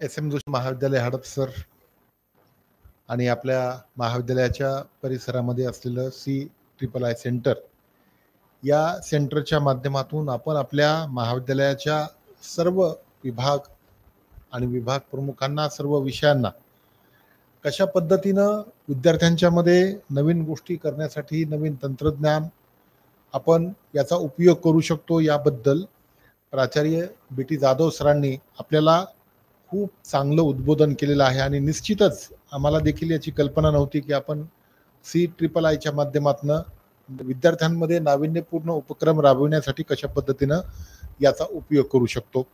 निश्चितपणे आपल्या व्याख्यानाचा आम्हाला उपयोग होईल आणि वेगवेगळ्या विभागांच्या माध्यमातून या CIIIच्या सहकार्यानं विद्यार्थ्यांमध्ये नवीन उपक्रम यावर्षी आपण निश्चितपणे सुरू करू. महाविद्यालयाच्या वतीनं मी आपले आभार या ठिकाणी व्यक्त करतो. या वर्कशॉपसाठी आमच्या महाविद्यालयाचे दिशादर्शक प्राचार्य डॉक्टर सुरेश साळुंके साहेब यांनी आम्हाला या पद्धतीनं वर्कशॉपचं महत्त्व आधीच पटवून दिलेलं होतं आणि आपलं व्याख्यान या अनुषंगाने झालं. साहेबांचे देखील मी आभार मानतो. साहेबांच्या सोबत शशिकांत शिंदे सर आलेले आहेत, त्यांचेही मी आभार मानतो. त्यांच्यासोबत डोके सर आलेले आहेत, त्यांचे आभार मानतो. कुंदेन सर, ज्यांच्या नेतृत्वाखाली CIII नव्याने वाटचाल सुरू झालेली आहे, त्यांचे मी आभार मानतो. उपप्राचार्य doctor Eknath Munde sir, doctor Kishore Kakade sir, IQAC coordinator Sanjay Aivale sir आणि माझे सर्व सहकारी प्राध्यापक, आपल्या सर्वांचे आभार या ठिकाणी मी व्यक्त करतो आणि हा कार्यक्रम या ठिकाणी संपला असं जाहीर करतो. धन्यवाद.